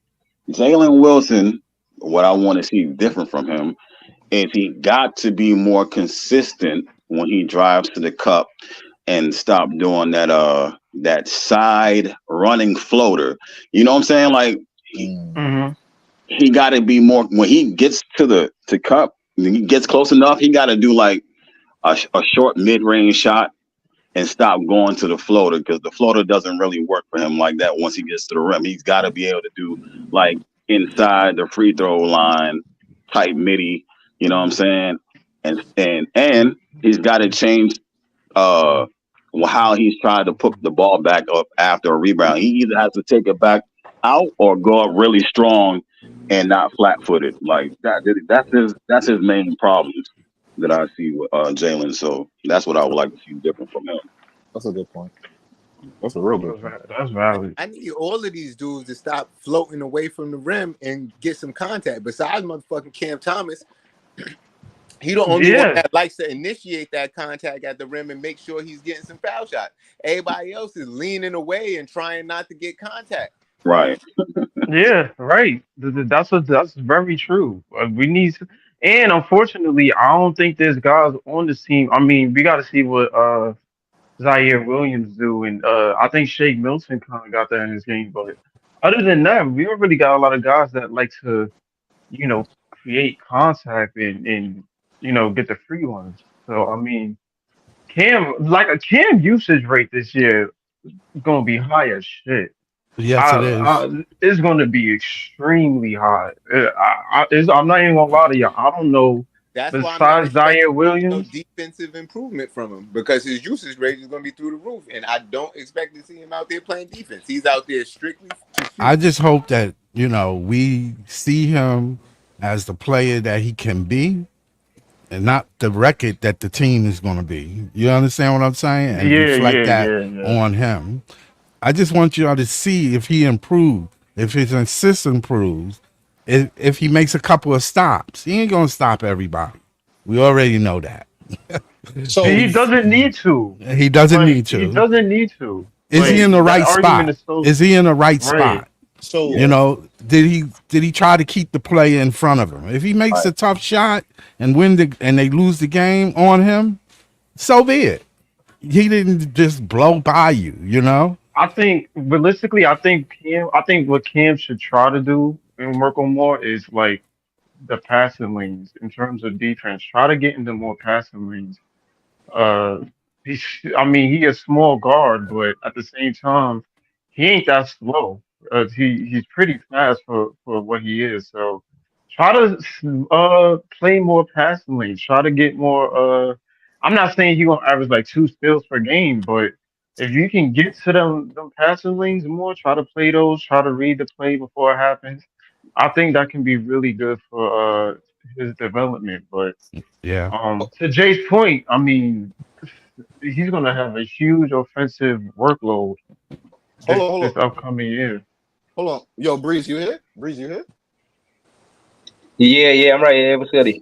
All right. So I asked the panel a question. I asked them, pick one player from this team and tell me one main thing you would like for them to develop in this season. One main thing. So one player from this team. Now I wasn't trying to like make people like pick over the same people. So we picked Nick Claxton already, we picked Clowney, we picked Jalen Wilson, and we picked who else? Oh my god, Day'Ron. Yeah, and Day'Ron. So, Breeze, which guy from this team, and I'm talking about our young core that we think is gonna be here. I'm not talking about niggas like DFS or Cam Johnson and shit like that, Schroeder. I'm talking about like our young core. What would you see one player and one main thing you like for them to develop in this season? Trendon Watford. I want him to be able to funnel the perimeter, the offense on the perimeter to Claxton Clowney for the block. I want that to be like his specialty. Like he may not be the greatest defender in the whole entire world, but he know how to funnel the offense to Claxton Clowney for the block, for the weak side help. If he could be elite at that, I think Jordi Fernandez is a defensive minded coach. So, I know Trendon Watford gonna get minutes. So if he could do that, then it's like if that one thing he can improve on this season, I think it make us a better team. And I think he's part of the core, EV. I think he's somebody that we might go forward with for depth, not necessarily being a starter, but I could see him the 8th or 9th man off of the bench. You know what I'm saying? That's fair. Okay. I forgot about Trendon too. That's a good point. Bring back. Yeah. That's a good point too. Yeah, I want him to be more of a good team defender, so he could fall into. I like his game too. Y'all think we should experiment with Trendon at the 1 a little bit this season? Or As not? a point? Yeah. His fake DHO is elite. So you put in Dennis Schroeder and Ben Simmons on the bench?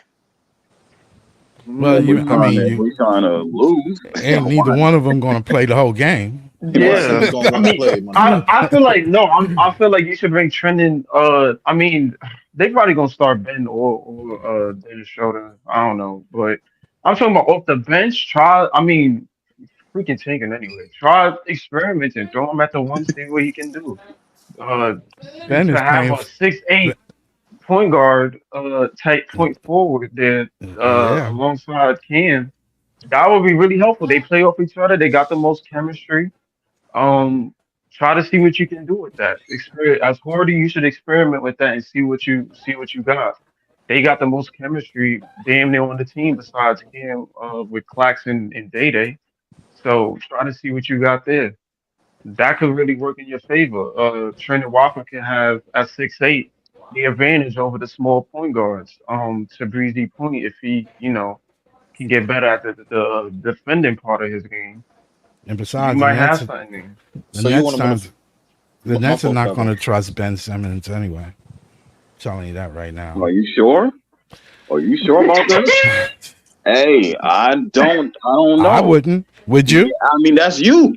That's you. You I ain't the mean, Nets. You would trust Ben to be available? Hold on. Hey. Let me give you the scenario. Real quick. Cause remember, we got a lot of cap space for the next year. What happened if they signed this nigga Ben Simmons to another contract? Nah, because that's they not got the. happening. How y'all know? How y'all know? Exactly. Easy. I pray How they y'all know? won't. See, I pray they won't. that's not a solid answer. wait, you No, wait, you said Right. what did they? Wait, Easy, you Bro. said they offer him another contract?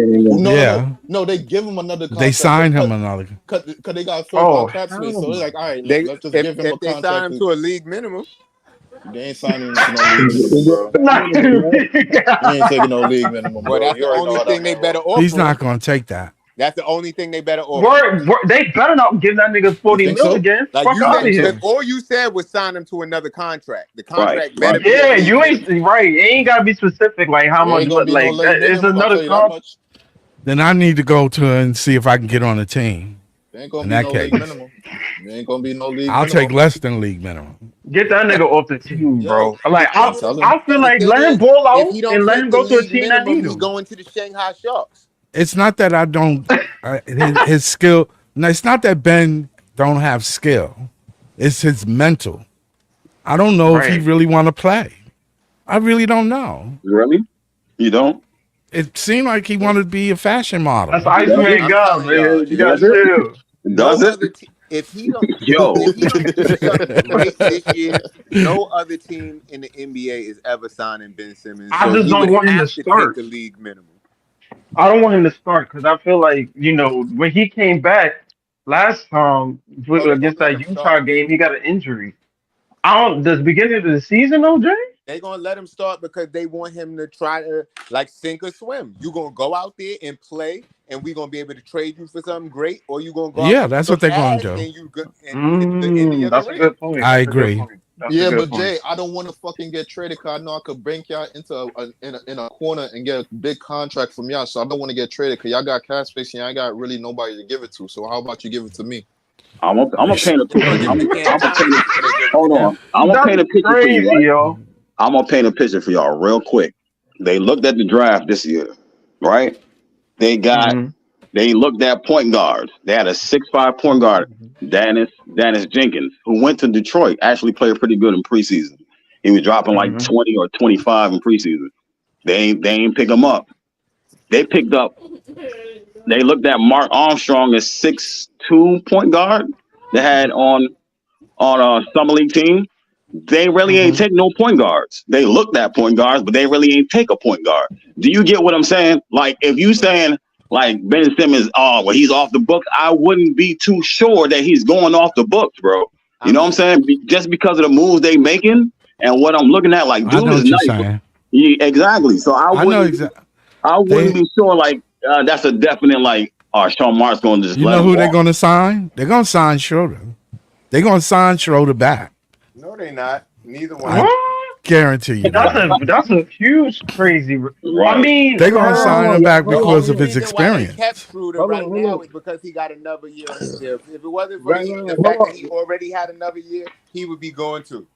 Wait, who we talking about now? Schroeder. Let Scott say why, and then we'll get into Jay rebuttal. Go ahead, Scott. The Why reason you why is because Schroeder got experience. He has experience on the floor. He know where the ball need to be at. He know what y'all want to do. You need somebody with experience. If you're gonna draft a guard in the next round, You need to experience God for him, so he can see. Well, Scott, I'll do a little bit better. It's not just experience, bro. I think he has a little bit of the dribble pass shoot combination that you need at the guard position. Right, he does. The thing about it, he has a certain level of control, but obviously he's not a starter. He's not a legitimate starter in this league. Hey, you're not trying to win this year. Yeah, obviously that. But I will say this about Schroeder. Like, Schroeder was a definite upgrade from what we had coming into the season for sure. Now we just sat there and said that De'Aaron Fox is going to be 2026. No, they're going to have He's going to be an unrestricted free agent. If they get, if depending on what they get out of the draft, right? It's a direction that you're going to see. If they get point forward, they can get Fox. Right. They can go for him. Me personally, you see what I'm saying? Me personally, that's true. Because if we get a 3, we will have to try to see if we can go after a 1 in free agency. Yeah. Nah. Well, me personally, wouldn't be Dennis Schroeder that we keeping. Well, you need him for this year. You need him for this year. The books after this year. Right. You need him for this year. You need him for this year. But here's the thing: the point guard that we need, bro, is not in free agency. He under 20-something years old, bro, and he probably in one of these last couple of drafts, bro. Realistically, that's the point guard that we're looking for, because the thing is, be more specific. What you mean these last couple of drafts? Because hold on, I'm gonna say this. From what I've heard from Nets fans, it's either we taking Dylan Harper serious in his draft, or if not, we going after De'Aaron Fox in that next free agency. That's pretty much narrowing down what I heard about us and us being serious about a point guard. Y'all heard something? I mean, unless you can get a Dink Tate with the lottery pick, but that's a big if, bro. I mean, Dylan Harper. If we don't get 3, Dylan Harper off the boats. So it's not like we gonna draft that nigga. So I mean, unless our picks go to the lottery and we can get Dink Tate, who is the other point guard in this draft coming up at 6'8". He like a 6'7", 6'8". He a total point guard. So if we lucky in one of those Knicks or Bucks picks land there, I could see that being a possibility where they might select him. But that's a big if.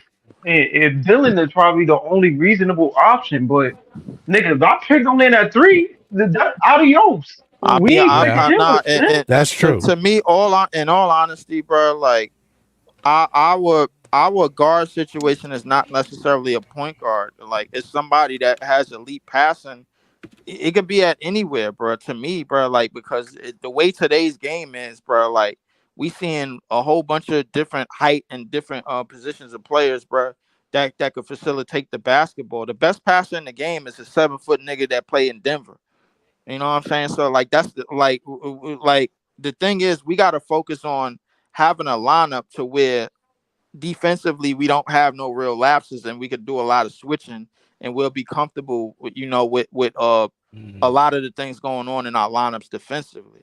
Because the thing is, if we pair Cam Thomas in the backcourt with some little itty bitty ass guard, man, that don't have the real defensive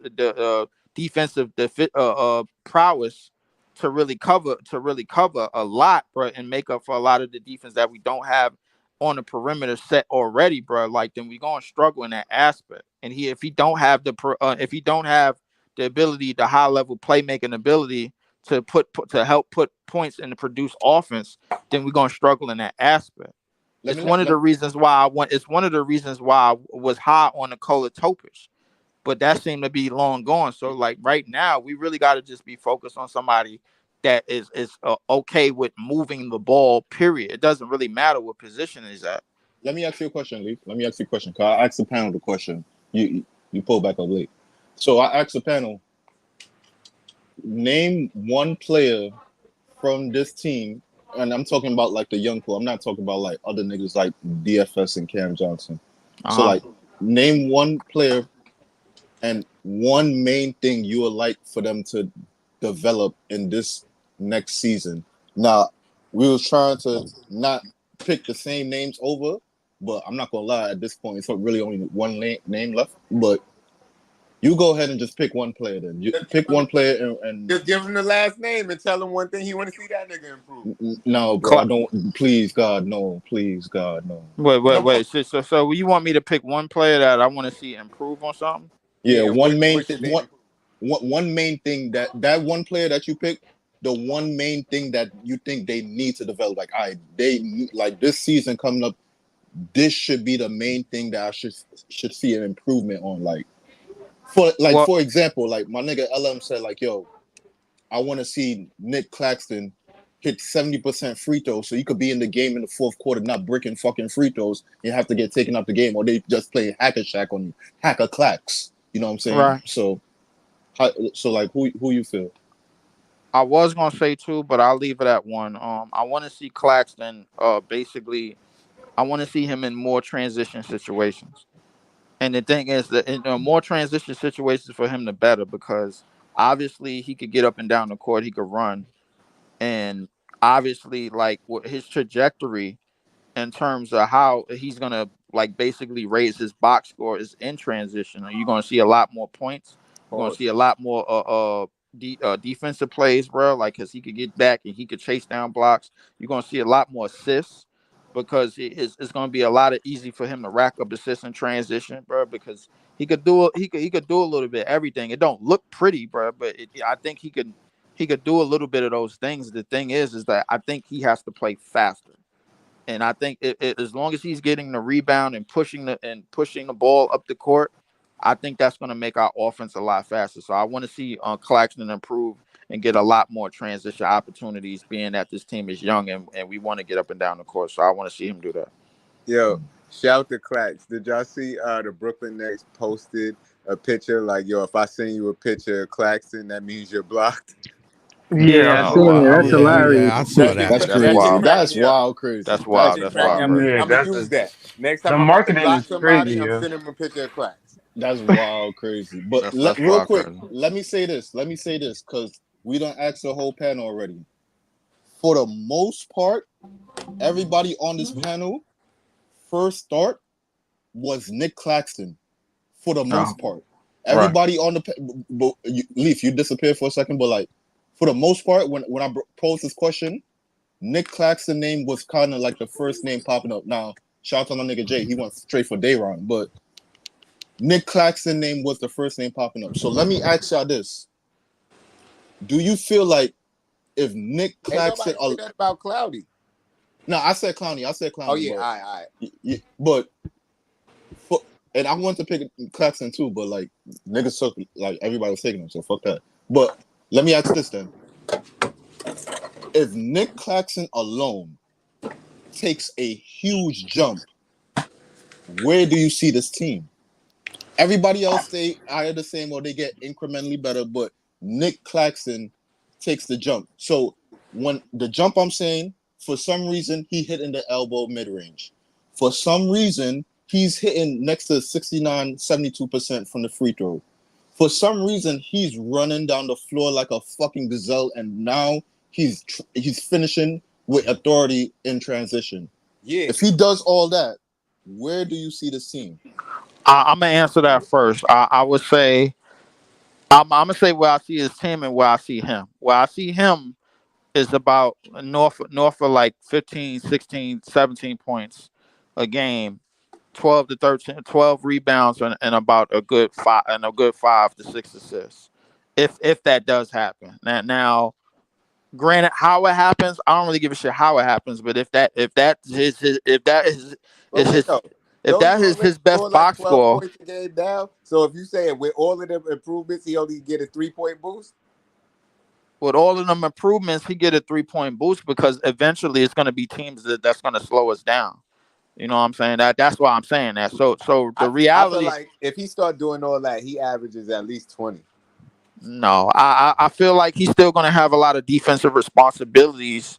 More so than anything, bro. So I mean, even with him and Clowney on the court, bro, together, I still think he's gonna have a lot of switchable opportunities. So I think if his game rises to that, it could get closer to 20, but I see it at the most at being like 18 12, bro, and 6, like on like a good year, depending on how fast the offense is, depending on what our defensive game plan is, because he's going to be involved in a lot of switches as always. I Him and feel like he Clowney. could do that without a jump shot. Just off those raw numbers alone, He could do that he's without it. Sengun.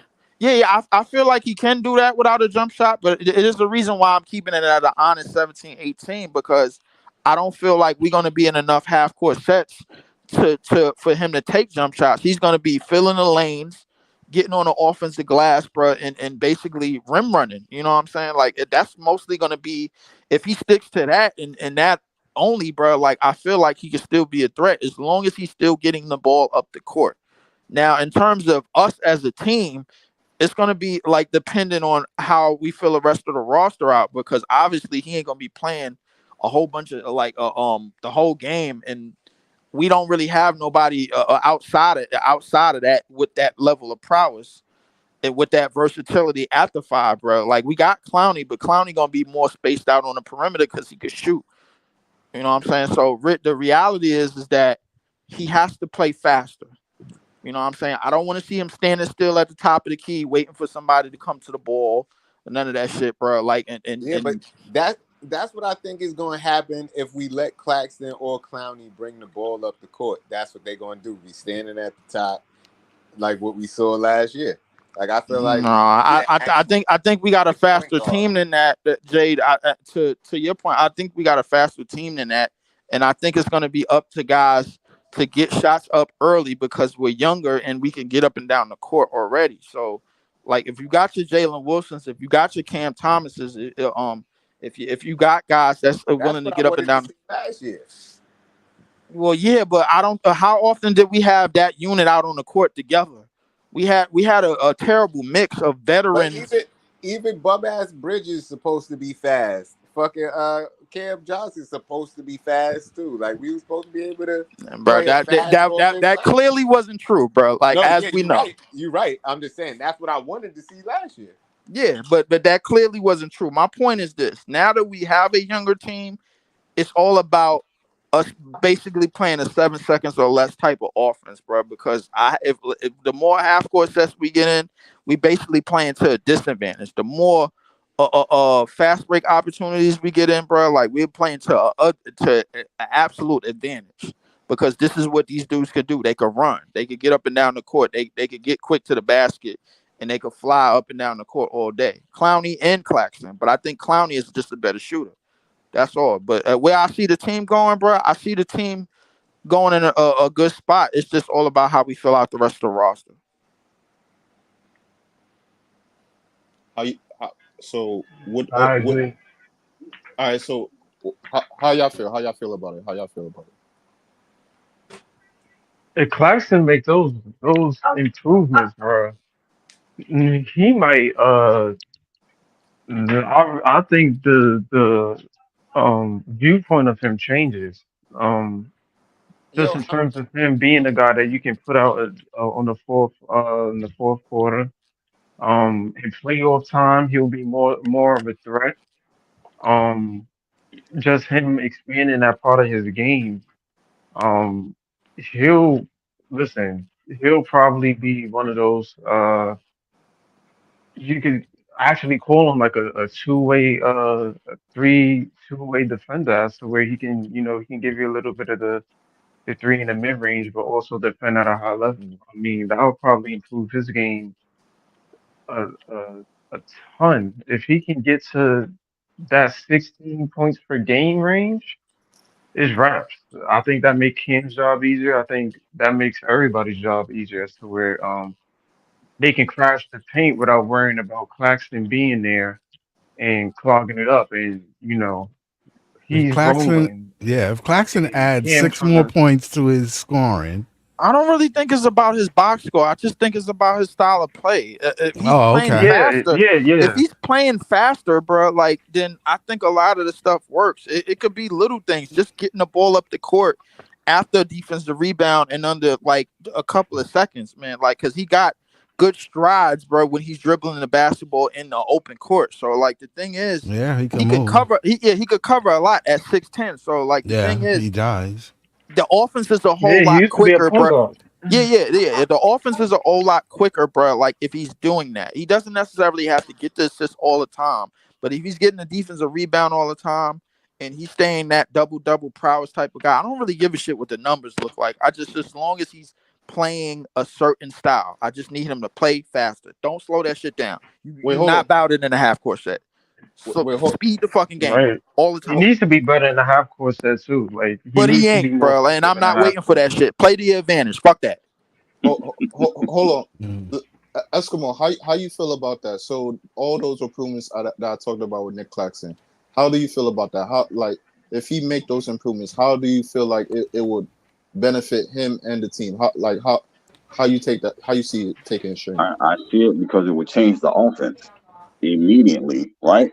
See, and this is why I say I wouldn't be so sure about losing somebody like Ben because of what Leaf just pointed out, somebody that can run fast, distribute the ball. But if Nick Claxton could get on that, right? If he's doing that this season, then you could find a different type of point guard. That changes your personnel, right? Because if he can distribute a little bit, if he can shoot the elbow shot, like Elam said, he becomes more of a threat on the offensive end, right? So right now, as Nick Claxton, who he is, he's not really an offensive threat. You know what I mean? On the glass, rebound, putbacks, a little hook shot there. So if he can create ISO 1-on-1, just give you a little jab step and pull up, that changes the whole defense, the way the defense is playing the offense, and that changes the whole offense as a whole. So now you can mix and match your personnel. You can put shooters out there. You can put people who run out there. And like Leaf said, if you push the pace with him doing that, that's a whole different ballgame. So it just changes the whole team. Yeah, if he can pick and pop, it'll change his whole game. It'll change his whole game. Not even shooting the three, just a 20. I agree with y'all, but again, I still feel like him having that pick and roll threat, I won't say it's enough, but I think the primary focus of him is defense. And the offense you generate from him, you get it from, you can't double Cam Thomas with Claxton on the floor.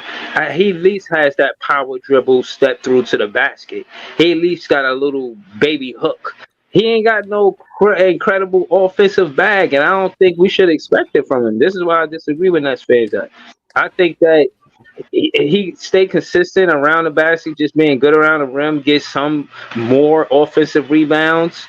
I rather him get it out the mud.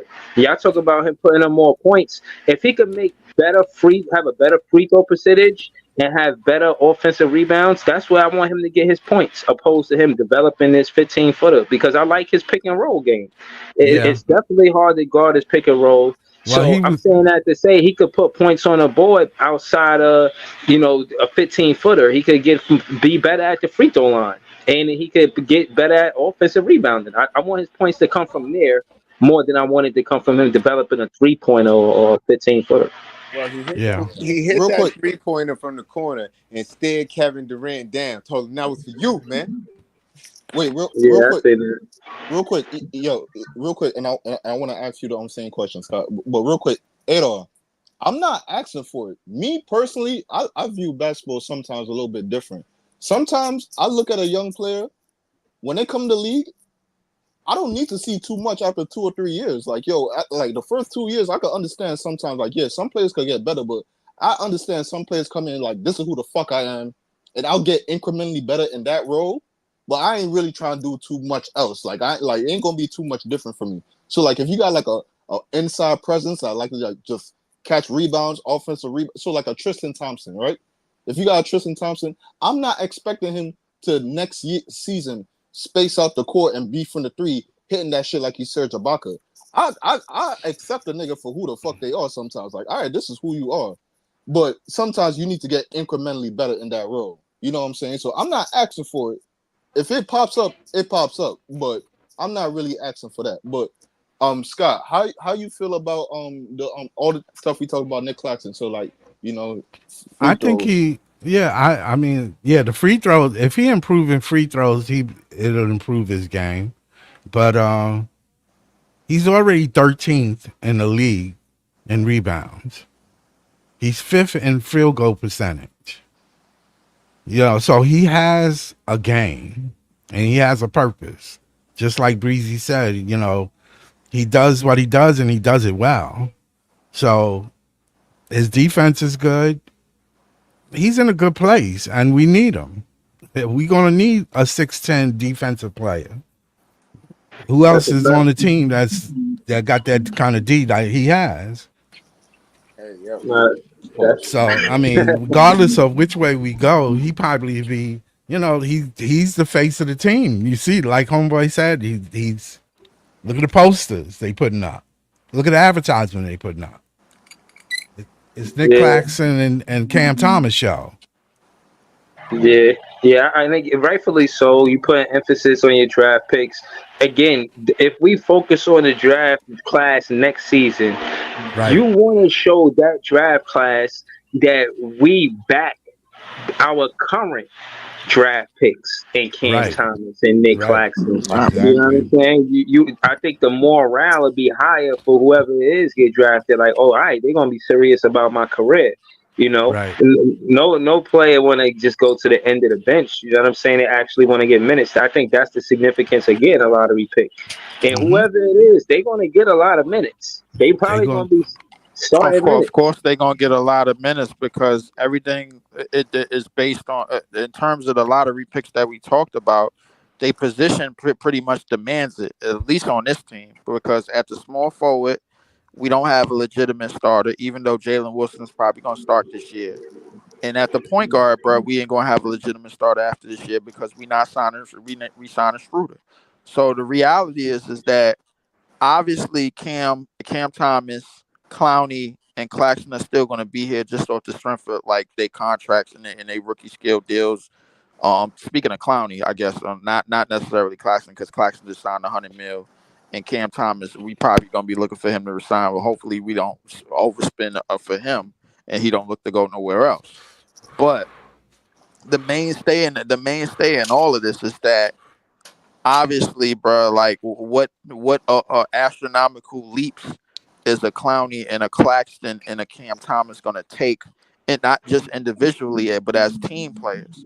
Because the player that we're gonna and I land the plane by saying this, the player that we're gonna get in the lottery between 1 through 3 or 1 through 5, but I'm expecting 1 through 3, is most likely he's going to be expected to do certain things, bro, other than the 3 players that I mentioned because of the high draft pick that he is. Right, but no, I feel you. But what I'm saying is, morale wise, if you look at us and you see Clax, Clowney, Cam Thomas, and Jalen Wilson, all draft picks in the starting lineup, you gotta feel like, yo, if I go to that team, I could turn that team around. I know I'm gonna get the opportunity. You know, they haven't had success with free agents outside of Kid.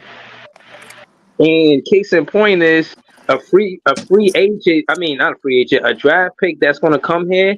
I think they want to come here. I think they know they more than likely going to be the face of the team, or at minimum, they know that their careers is going to be invested in.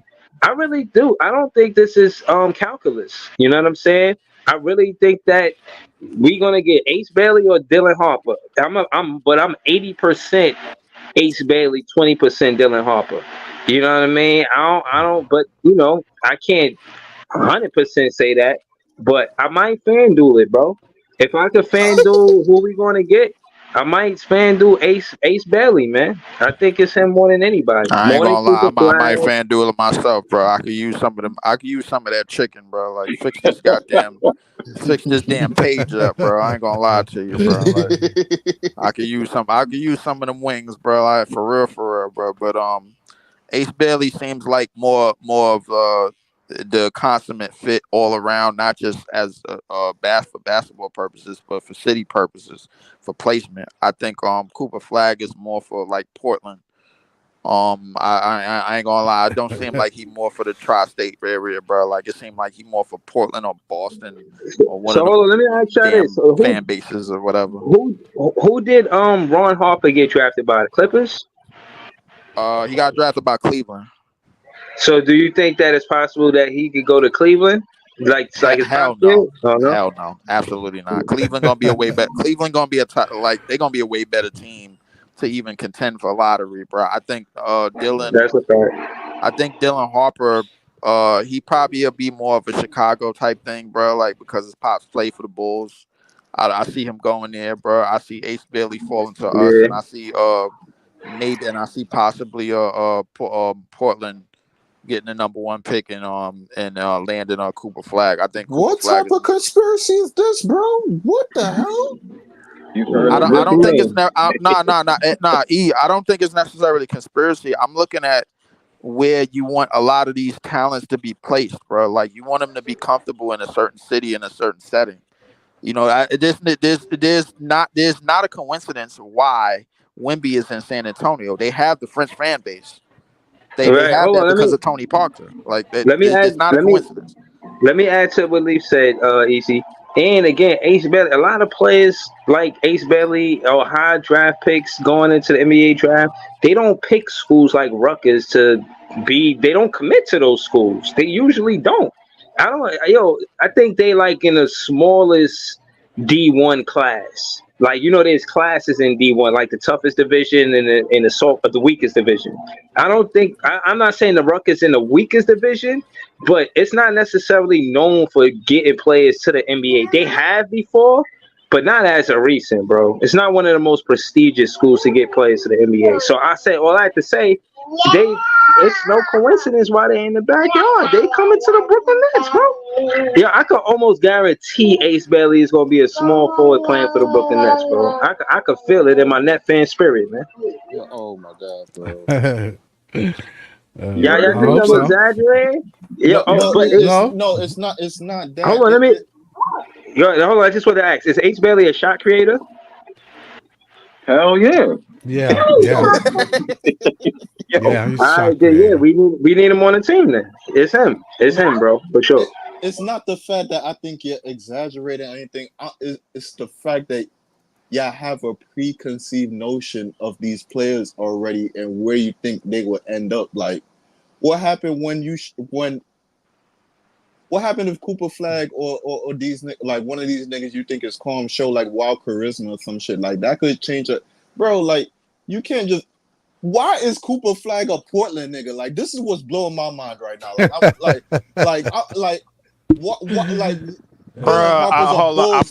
on. Why do y'all see that, bro? Like, I'm gonna explain it to you, bro, because I think the major cities is even though Cooper Flag is touted heavily in this draft, stop disrespecting my son Luca Flag, man, because he gonna come in here and be. Right, he gonna come in here. Said Luca Flag. Oh my god! Gonna come in here and be the next Luca, and then niggas gonna be mad. He gonna come in here and be the next Keith Van Horn, bro. At best, bro. Like, listen. My god! Oh my god, man! I got it. Not easy, bro. Like when I say that, that's just me, bro. Saying like it's like that nigga conceited, bro. Slow it down, bro. We don't know. Nobody don't know, bro. This nigga could crash and burn just as easily just as fast, bro, as he could climb the ladder of success, bro.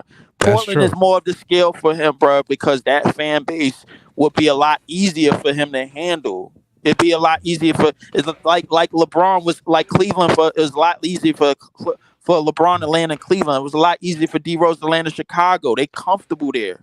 It's all about comfort, bro. When you're talking about high level skill prospects coming out of the draft, that's why I'm saying what I'm saying, bro. The media here call him trash quick. Yeah, the media here will get on him quick, bro. That's not good for him. The New York media will trash him immediately, bro. If he shits the bed, in Portland, nobody really care that much as a 19-year-old. You know what I'm saying? They give him room to grow. I was saying the article I sent. If he don't work out right away, we gonna be pissed. The article I sent Breezy, right? It said the NBA. We're talking about the NBA scouting. Harper, and Flag, and it said that they are worried about Flag's upside because it seems like he's limited on growth. They said Ace Bailey right now is doing things that you see in the NBA right now. So if they had a choice, they taking him first over everybody that's in the draft. So that Bro, tells I you. seen Ace Billy do a dunk contest dunk in practice, bro. He got my vote, bro. Put him on the page. Yeah, Ace Bailey is nice. Ace Bailey is absolutely incredible. Like I'm being wild every time I see him, but at the same time, Cooper Flag still has a lot of people. Cooper Flag still has the national eye because everybody's seeing him a whole lot more than Ace Bailey. Ace Bailey is going to Rutgers, bro. Like, ain't nobody really gonna see him like that, bro. Like Cooper Flag is gonna be seen at Duke. Cooper Flag is going to Duke, bro. Like, and there's a reason for it. You wanna make sure he's comfortable, bro. For somebody that's been touted as the #1 pick for the last 2 years, for a draft that hasn't still hasn't come out yet, bro. And he's been touted as the #1 pick for the last 2 years. You want him to be in a comfortable fan base setting. You don't want him to be somewhere where he's being pressured to succeed right away. I promise you, if he comes here and he doesn't perform right away, it's going to be a lot of niggas coming up in this party being pissed the fuck off. What's the difference between him and Ace Bailey then? The difference is Ace Bailey, bro, is doing shit like I said that you only see in the NBA. No, because we could use the same argument you just used for fucking Cooper Flag. No, we this cannot. Nigga right here. This nigga did look, not jump into the league yet, so you don't know how he could react to what's in the league. The reason being is because Ace Bailey is wowing the New York fan base. Cooper Flag is not wowing us the way that Ace Bailey is. That's a fucking lie because there's no, a lot it ain't. That's racist. No, because there's a lot of people saw him cook the fucking USA team and they are hooked on that shit. But easy. You're missing the main point. New Yorkers know basketball. They not appeased, bro, by Cooper Flag but playing 10 minutes against 80 and them niggas, bro. I'm gonna explain. One mic. Hold on. Let you can say that too, bro. Fuck it, bro. You don't belong here. If Cooper Flag was black, if you want to say that, that's fine, bro. But that's also a fact too. But we can also add to the fact that his athleticism and Ace Bailey's athleticism is two different fucking things. And Cooper Flag is not being compared to T-Mac, PG, and KD. Ace Bailey is. So hold on. Let's hear Jay rebuttal. What you gonna say, Jay? Cooper Flag. I don't give a fuck who these niggas is compared to at the end of the day.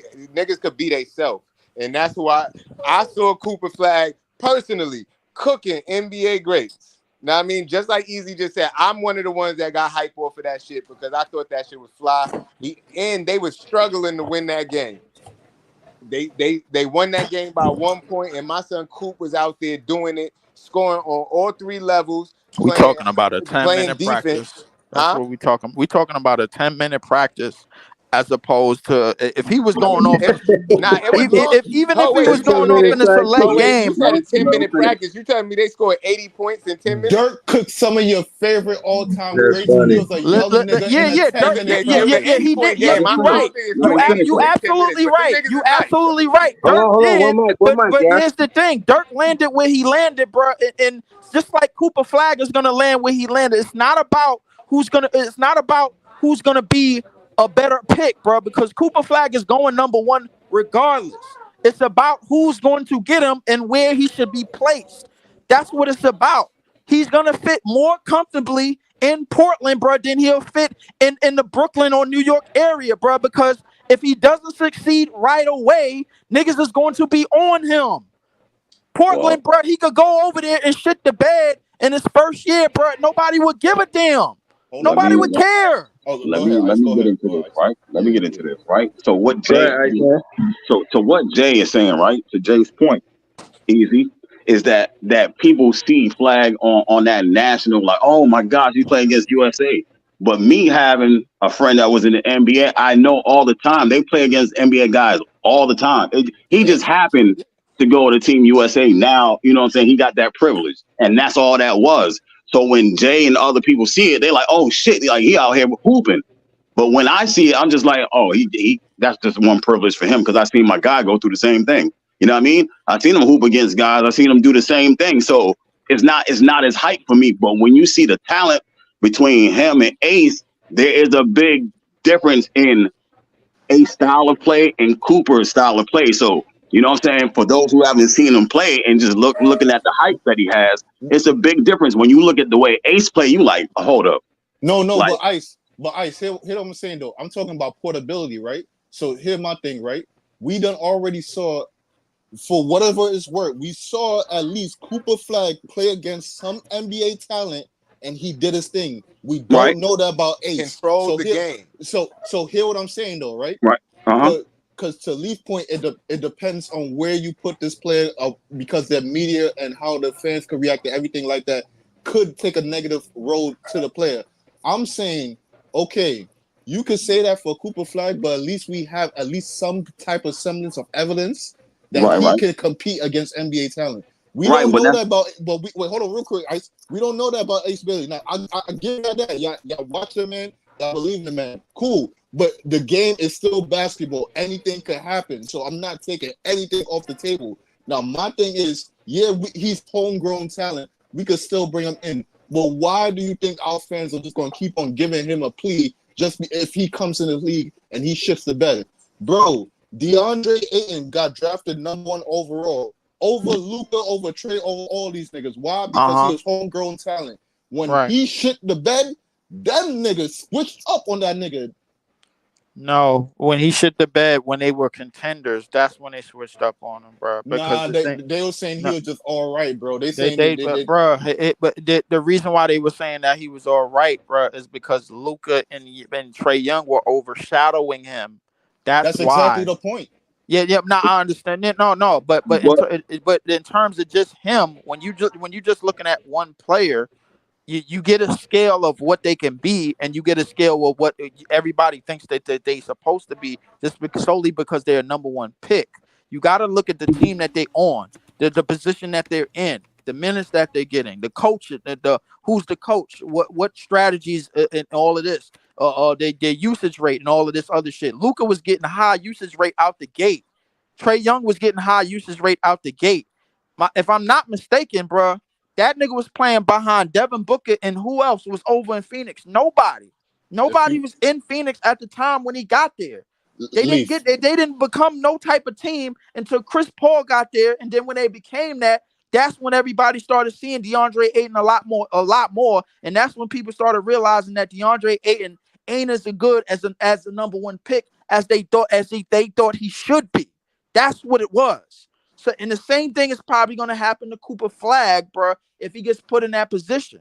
If he gets put in the same position, if he doesn't have the high level usage rate or the high level success on his usage rate, bro. Like I'm telling you, if he comes here, if he comes to this team as constructed, and with us just getting rid of the free agents after this year, and if he comes here, he gets a spot right away. He's going to be called on to do a lot of things as a #1 pick. Just because he's here. If he goes to Portland, they're not going to give a shit because of the way that the roster is constructed. I disagree. I don't know what else to say, bro. No, I disagree because you talking like, because they got that nigga in the team, like they had to do. No, when you got Luka and Trey in this team, you saw this nigga against the players you had in there already, and the coach and the coaching staff decided, nah, that nigga is good. We need to start developing around that nigga. It wasn't just because all things just developed like that. No, bro. They saw this nigga and they saw the skill set and they saw what he was doing, and it was great. And you could see it was going to get along. That first year was a down year for Luka, and then he built up from there. From the second year, nigga said, yo, that was a bad pick. Who gives a fuck about that homegrown shit? You should have went for that nigga regardless, bro. No, bro. Some niggas, if you pick the right niggas, it don't matter about the usage rate, all that. The coaching staff gonna look at it and be like, no, that's a great player right there. Nigga, you cannot tell me if they decided to pick Luka over Ayton, you don't think they would have put the ball in Luka's hands? Nobody. We don't know.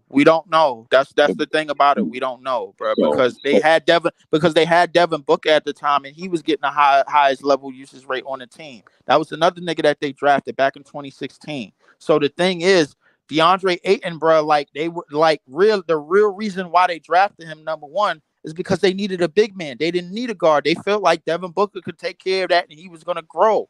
Nobody knew how Luka, like it's only 2 teams, maybe 3, that didn't know how Luka game was going to transition right away to the NBA. It transitioned to 21-7-6 in his first season, and then the next seasons, bro, after that, first team All NBAs all the way up to now. Now that he just got out of the finals, so that's what the last 5-6 years, however many years it was. My point is this: if whoever gets the first round pick between us or Portland, Cooper Flag is going to be that pick. It's going to, how he succeeds is based on usage rate for all rookies. All rookies thrive off a usage rate. All of them do. So the thing is, if he's getting a low level usage rate on Portland and he's not heavily successful, nobody's going to give a shit because he's in Portland. He's not going to be looked at as the guy to take up a reins for a franchise that's struggling. If he gets a high usage rate here and he's shit in the bed, everybody's going to be like, yo, this was a bad pick. Because the thing about our fan base, New Yorkers and all in all, bro, we need niggas to be him, and we need niggas to be him right away, especially as a number 1 overall pick. Go back, I promise you, bro. They were saying the same shit about Patrick Ewing, my nigga, in '85 when he got to the Knicks. I'm telling you, bro, it's gonna be that, bro. Like, the thing is, the way that Portland roster is built and the way that our roster is built is 2 different things. They got players over there. They got Simons. They got Sharp. They got Ayton. The thing is, if he goes over there while that roster is constructed that way, and he doesn't get high level usage rate and he's shit in the bed, or if he's successful, nobody's gonna care. Nobody's gonna get on him like that. If he comes over here and the ball is in his hands, bro, and he's shit in the bed, everybody's going to attack him. He does not belong here. Simple. I still disagree, bro. I respect how you feel, but I still disagree, bro. I didn't see niggas fucking blast Scoop, my nigga. I could keep on going down each and every draft, bro. I see top level picks that did not pan out, and they blast them no matter which team they went to, bro. Yeah, it's not as loud though, Easy. It's not as loud. No, Ice, real quick, bro. Thank you, Ice. Say it again. It's not as loud. It's loud here. Because Portland is not louder than New York. No. Hold on. It's loud here. No. It's not loud here. You take your ass and walk around. Niggas is going crazy, dog. What are we talking about, dog? All because you stay on your block doesn't mean the block 10 blocks away ain't fucking violating this nigga left and right, bro. How many people was talking about, how many school Henderson conversations did you hear this year, bro? A lot. I didn't hear that many. A lot. I didn't hear that many. In the beginning, they was clowning this nigga. What are we talking about, bro? They was clowning this nigga. In the beginning, they clowned him and then they gave up on him. You know why? Because they sent him to the G League. Yeah, I understand that. But you know what happened? Wemby overshadowed all of these niggas any fucking way. They didn't care. They don't give a shit, bro. They just looking at who's young and who's gonna be the next best thing, bro. Like after the rookie season is over. And everybody and all our eyes and all fingers point to Wemby. They don't care what Portland is doing. We got off Portland. You just made the point, Easy. When you said at the beginning, that's how quick that died down, right? At the beginning, you heard the noise about it died down, right? So if he's over here, it's not going to die that easy, bro. It's not going to die down that easy. No, because people like me going to stay on them. No. But the thing is, you gonna stay on them, bro. But while the team is shit, you ain't really gonna give a damn, bro, because it was a situation that was basically DOA, dead on arrival. Right. You're not continuing this. You're not continuing in this shit because not only is he trash, but the team is trash as well. So you don't care. You know who you did care about? You cared about Wemby. You cared about enough for him getting the defensive player of the year. But why? Because Rudy Gobert was the baguette. That's why. Oh my God, bro. I'm gonna say this too. For guys that's in the draft, and if you nice, I don't know what number, but majority of the time you're gonna hear it from me. A majority of the time, those dudes play against NBA players. Even if you don't see it, just because, like I said, with my homeboy, whenever because you don't know these things or you don't see it doesn't mean it doesn't happen. The dude AJ, the Bancy or whatever his name is in the 26 AJ draft. the Bunster. Yeah, he's already played against NBA players, and he's what is he? 12th grade?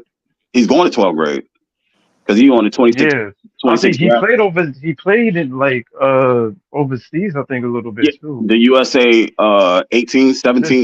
Yeah. Oh, the So select team. like I'm telling you, they get to play against. If you nice, you playing against NBA competition. It might not be broadcasted like Flags is, but you're playing against these guys because they want to see if you can hold your own. If you like top 2, top 3, top 4, they want to see if you can hold your own. It might not be broadcasted where everybody can see it, but I guarantee if you talk to one of his homies, he gonna say like, yeah, we went over here and watched them hoop against these guys. Like he's already playing in the Drew League in high school, so he's playing against all types of competition. You know what I'm saying? So when everybody talks about Flag, that's why I say I'm not moved by it because I know what's going on. He's just hype right now. He's all the hype. You're a nice player right now. Right time. USA is around. He got that. You know what I'm saying? But everybody else that's behind him, they playing against NBA competition. And who's to say the league won't rig some shit to land Ace or Dylan to us? These niggas love storylines. They play in the damn near the backcourt of New York, which is damn near in that Jersey area. Why not do some storyline shit and let one of them niggas play for Brooklyn or whatever the case may be? I think we all know the run shit. Yeah, I mean, all I know, bro, is if we get the number 1 pick and Cooper Flag gets here and he don't go crazy right away, all any net fan is gonna see is Keith Van Horn. But Leaf, who's to say Cooper even go first? That's what that's what I'm saying. That shit could change by March. No, it cannot. That shit could change by March. No, it cannot. If it would have changed, Cooper Flag has been touted as the number 1 draft pick. Underperform at Duke, he is not going first. Cooper Flag has been touted as the number 1 draft pick unless he gets injured. Cooper Flag has been touted as the number 1 draft pick in this draft for the last 2 years. That's 720 something days, bro. Yeah, that doesn't mean that he's gonna go first. Nothing that's persuading us. There's nothing that's persuading anybody that gets the number 1 pick to go with Ace Bailey. This shit is up and down. This shit is up and down. First of all, Ace can have a better college career. Cooper Flag has been number 1 every trajectory that you have checked. But I guarantee you. Even if he is, regardless of the fact, that could change. It doesn't mean just because Cooper did, that don't mean we gotta take the nigga. We can still go Ace. That don't mean shit that he projected number 1. Okay, cool. But we can still go Ace. We can still select Ace regardless. If we don't know what they might prefer. They might prefer the trajectory. They might prefer we like Ace Bailey game better. But here's the thing: the trajectory 9 times out of 10, the trajectory carries the weight of you being a number 1 pick in the first place. Cooper Flag's trajectory and his national attention that he's getting, bro, is going to put him at that number 1 spot long before it puts Ace Bailey there, bro. There probably will be little to no Rutgers games being shown until the tournament. I promise you, bro. Like, and he projected to go 1, but it doesn't mean he has. I'm saying he doesn't have to go number 1. He's projected to be number 1. You saying that in the event if we get the number 1 overall pick, that's what you're saying that. But I promise you, any other team gets the number 1 overall pick, Cooper Flag is going number 1. Trust me and believe me, bro. If we get the number 1 pick, I do, bro. Like, because I'm not crazy. I know the league. They're like that's not true. GMs and scouts, bro. Like they were very repetitive. Them niggas is like rock paper scissors. You can beat anyone. The scouts don't only watch Duke. They are going to have a clear cut. They are the top 3. There is no other 3 in this draft that is going before any one of those niggas. So best believe they are watching Coop. They are watching Ace, and they're watching Dylan. So if these niggas is watching these top 3 niggas and they saying, yo, Coop is balling, please don't get it twisted. But this nigga Ace is a different fucking story. That shit can change by March. It is not a clear, definite that Coop. I'm not saying that it's cool. Cooper still might go one. But based on how these niggas play, Ace is not that fucking far behind. This is not the 2024 draft. This shit is not going to change. Bro, Ace is not that far from regardless. Well, I think not that far from Coop.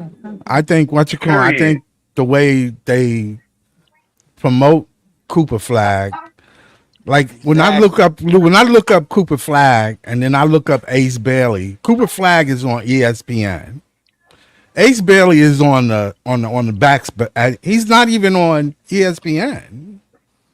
They trying to promote Cooper Flag the same way the WNBA, the same way the WNBA is promoting Ace Bailey. If you type in Ace Bailey and look it up, ESPN brings his name up. They have no stats on Ace Bailey.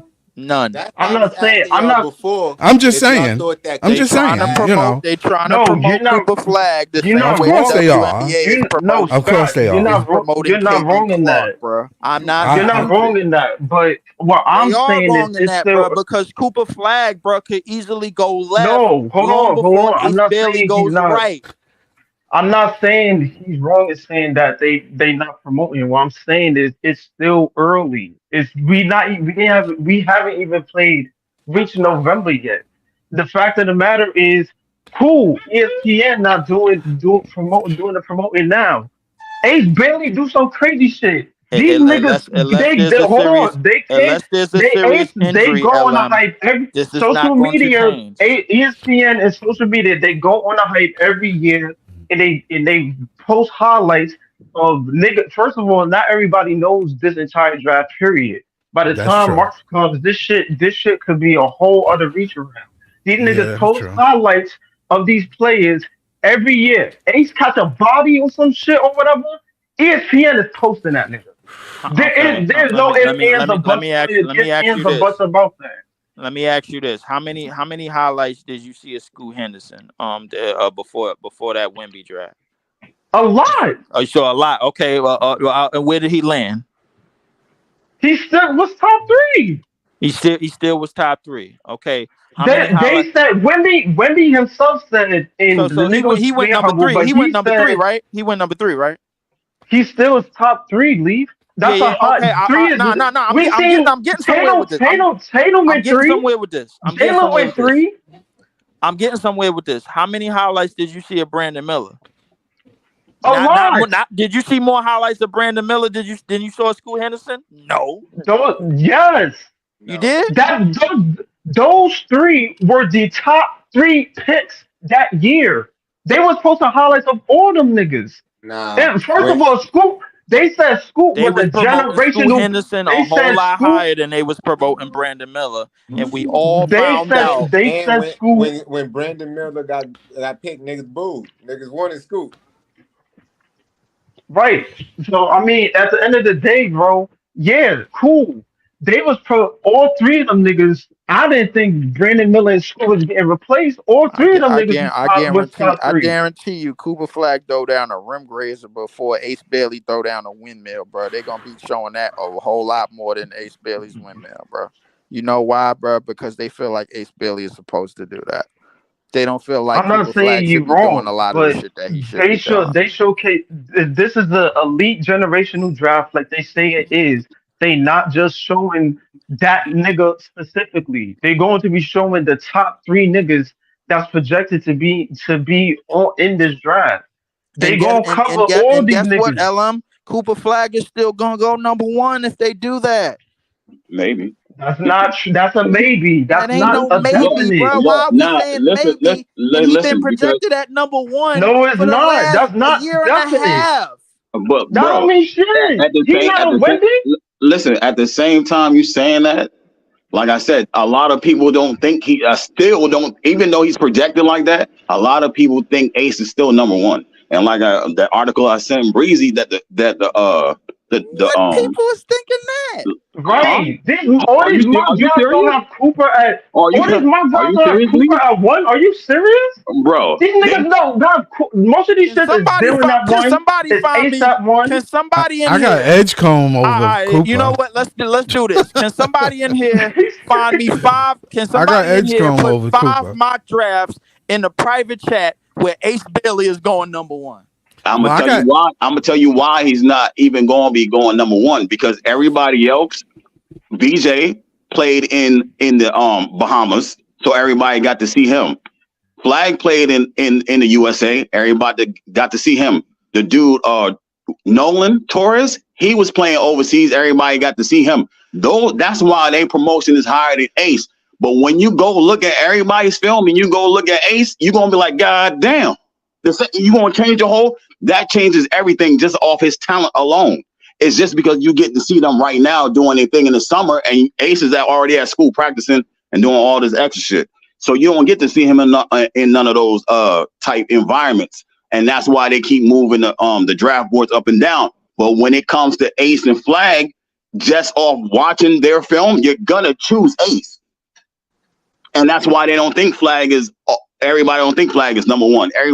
There's other people that think Ace is number 1. Shit is not a definite. In that Wemby draft, there wasn't even a fucking there wasn't even a. You didn't have to think about that shit. As good as Brandon Miller in school was, niggas knew Wemby was going first. That wasn't even a fucking afterthought.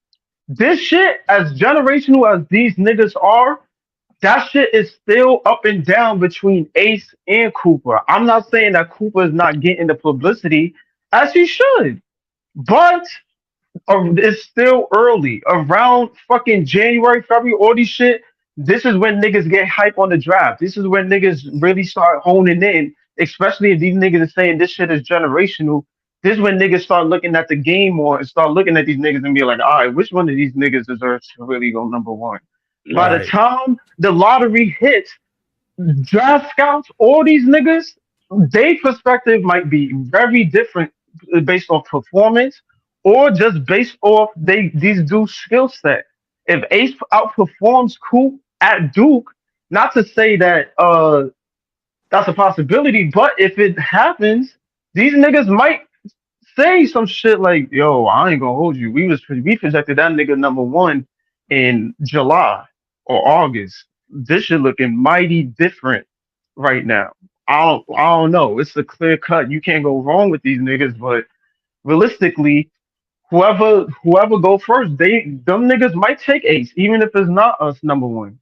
We even see the top 3 when Nolan Traore is in the top 3, where they got Traore going 3rd over Dylan. Right. This shit is not just an automatic lock. It's gonna go up and down. Like I said, you're not seeing Dylan or Ace play because they're already at school. So all them other guys hooping in the summertime, they getting their reps up. You know what I mean? And you get to see them. So that's why the numbers change like that. That's the only reason number change. If Ace played in the summer, boy, that shit would look way different. It would look way different. Yeah, I seen Ace play, and he's exciting, boy. Man, Rutgers is putting up mad highlights of that man. That nigga looks devious, bro. He's very excited. He's gonna be, barring injury, he's gonna be an amazing player. I think all 3 of them, depending on how it goes. As soon as they hit the league, they can possibly get the ball rolling. And he's in a school in the area too, in the tri-state. Yeah, you can go see him. Yo, hold on real quick, yeah. I'm gonna close out soon, but I wanted Leaf to shout out his channel real quick. I see you got something going on. I think after 7, just shout that out real quick. Leaf, you there? Already shot him on out with $2, bro. No. I'm talking about what you got going on at 7:30. Don't you got something popping off? Yes, I do, man. NFL football season is back, man. Hall of Fame game tonight. Houston Texans versus the Chicago Bears. I'm hearing that the Chicago Bears is going to be low managing Caleb Williams, so you might see him for maybe like a couple of sets, maybe like a couple of drives or whatever. So on the Hall of Fame game tonight for all y'all foosball fans, man, definitely, man. NFL season is back, so Yeah, I got to do something. I'm sick and tired of niggas coming around here spilling lies and shit, bro. So yeah, I got to do something positive. Copy that. Now go ahead, y'all. I just wanted to do that. We're gonna close out about 5 minutes, but go ahead. I was listening to y'all. Finish up, y'all. Okay. Yeah, I seen Ace Bailey. Ace Bailey looked exciting. Yeah, I think all these dudes. I think Edgecombe, Dylan, Cooper, all of these dudes, even Nolan Traore, like these guys. Yeah, that's the French guy, right? Yeah. He looked good. That's going on Twitter right now. He threw that shit behind his head. They did a mock draft. They said the Nets might pick him. I don't think so. He's a good player, though. I mean, they doing early mock drafts. I've seen us at 1. I've seen us at 3. I've seen us at 5. Yeah, it's a lot of different opinions. Yeah. And just like I said, that dude's name, that play on South Sudan, the center, like they had him going like at 6 now because what he was doing against USA. Who? The center that was going to Duke. Oh, okay. Yeah. From South Sudan. Yeah. They had him going like number 6 in the draft because what he was doing against USA. Oh, okay. That's what I'm saying. You get to see these dudes so that they rank and move up because you watching them in the summertime. You know what I mean? Right. It's gonna be very close. I think it's gonna be really close. I mean, if we can land on that would be dope if we landed on Common. I think the center from South Sudan, if he dropped to a lottery, that could be cool. We could pick up a 72 center. But I don't know what that would mean in terms of like with Claxton here or Dayron. You might have to choose between the shoes. Yeah, I just feel Claxton is more naturally a forward. I mean, that's just. Yeah, if he had more of a score, I would love Clax at the 4 if he like had more of a scoring skill set. But I don't know. It's kind of hard to put him at. I feel like he's more naturally a 4 as opposed to a 5, but he just got to add a scoring skill set. He's a terror around the rim, though. He's a terror around the rim. You have to put a body on him because if you don't, because he plays above the rim. He's very the fact that he's I think he's one of the most versatile defenders in the league. Like just to be able to guard 1 through 4, sometimes possibly 5. We all saying B gets his, obviously, but I never seen Claxton back down from Embiid, even though Embiid may get his, but I never seen Claxton back down from a challenge. You know what I'm saying? Embiid gonna make his against anybody in the league. Yeah, so I mean, just to have that on the team is extremely dope. We're gonna have to keep more of that energy on this Nets team. We're gonna need it because it's gonna be a hard season. It's gonna be a hard. It's gonna be a very hard season. It's gonna be a very hard swallow. I think this is the first time I'm gonna be here excited about losses. I'm not even gonna lie. Like, yo, you seen that loss to Miami? Yeah, we almost there, y'all. It is what it is, but we're gonna have to keep improving. As long as the young guys improve, I think us as Nets fans, I'll be good. I'll give them positive. As long as they play hard, I'm good with it. Yeah, listen. I mean, for what Cam Thomas is at 27, for him to even be the best player on the team at this time, I tell people that all the time. Like we talk about it. Yeah, he has some deficiencies. We don't argue that, but for him to just be where he's at this time, and his name is kind of being known around the league more. Yeah, I mean, teams are scheming against him. Mm-hmm. I should tell you something. They ain't doing that for nothing. And it's kind of crazy that people call Cam Thomas small. I've seen Cam in person. Me too. He is tall. He is tall as hell. Yo, I thought I was the only one that see that. Everybody keeps saying, "Oh, he's small, he's short." He's well built, and he's tall. Yeah, said, yo, I slow. said, he's, well, I don't know why. Then the other ones must be giants. Yeah, like obviously, like the 6'9" guys, like we get it, they tall, but like Cam is pretty tall for his height, and he's He looked tall stocky to too. me. He looked tall to Yeah. me. So I look I at mean, him, I said, damn, he's kind of tall. yeah, I was surprised. I think he's taller than Schroeder, if I'm not mistaken. I think Schroeder's like 6. Yeah, Schroeder. Yeah, Schroeder probably really like our height. So. At the game, he said him and Dennis the same height, but Cam is taller. He's tall as shit though. Cam. That's all. These people be saying. This is why with BK, where I be saying on his pod, just because it's a day of short, it doesn't mean that they can't play defense. Like is what I just don't like the word can't. I don't think Cam Thomas is incapable of playing defense. I just think he has like to do while we better sitting on things this at playing the subject, defense. while we sitting on this subject, I started to realize something in the past few weeks, bro. The Olympic style of play, bro, is really shitting on the NBA style of play, like right now. Sure enough. It is shitting on them, bro. Like I didn't like that game against Sudan. It exposes that game against South Sudan proved to me, bro, why Kevin Durant game. It's never been nothing wrong with Kevin Durant's game ever. That's what it proved to me. Ever. It's never been nothing. I've seen the think pieces on Twitter. KD's always been better than Braun. Y'all niggas just realized. Obviously, they already got the think pieces up. Well, I mean, they going crazy with the KD praise, bro. It's not that they going crazy with the KD praise. It's just that we noticing, bro. Like, and I'm gonna land the plane when I say this. We noticing, bro. We understanding what real basketball. We understanding what real basketball looks like. If you watch 40-something minutes, bro, of Olympic play, you understand that LeBron and Steph has always been motherfucking specialists their entire careers. Please let me shout out the super chat. Excuse me, I don't mean to cut y'all guys off. Y'all out here cooking. Shout out to Andre76. He said W panel, W panelists, W chat. Oh, Breezy. I don't know why he said that. You know, you can't do shit now and act like that. Hey, man, it don't matter what you said as long as you give it. Thanks for the $2.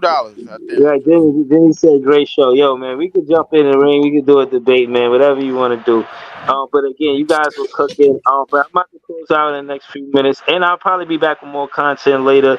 I'm going to let y'all finish what y'all was saying, though, and then we're going to close out. All right. What I wanted to say, looking crazy, bro. What I wanted to say was, bro, in terms of being a basketball player, there's never been nothing wrong with Kevin Durant's game ever.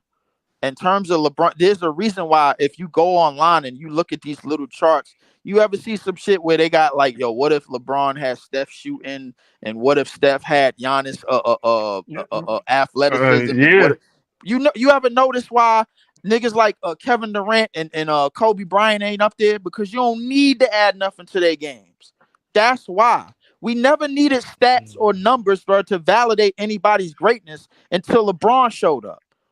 That's the reality of it, bro. After 1998, you never needed to know about averages and numbers as to why Michael Jordan was great, or any one of them niggas from the 80s or 70s and all of them other great players of the 50th anniversary were great. You just knew that they were because you saw it.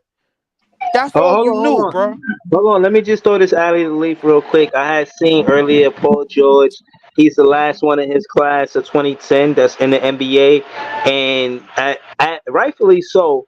I feel like between 10 and 15 seasons, you did your due diligence. If you made 10 seasons in the NBA to 15 seasons, you did your due diligence. We just checked out the list in the beginning of the stream, and there's not a lot of players that played that long. You know what I'm saying? That's 10, true. 15 seasons.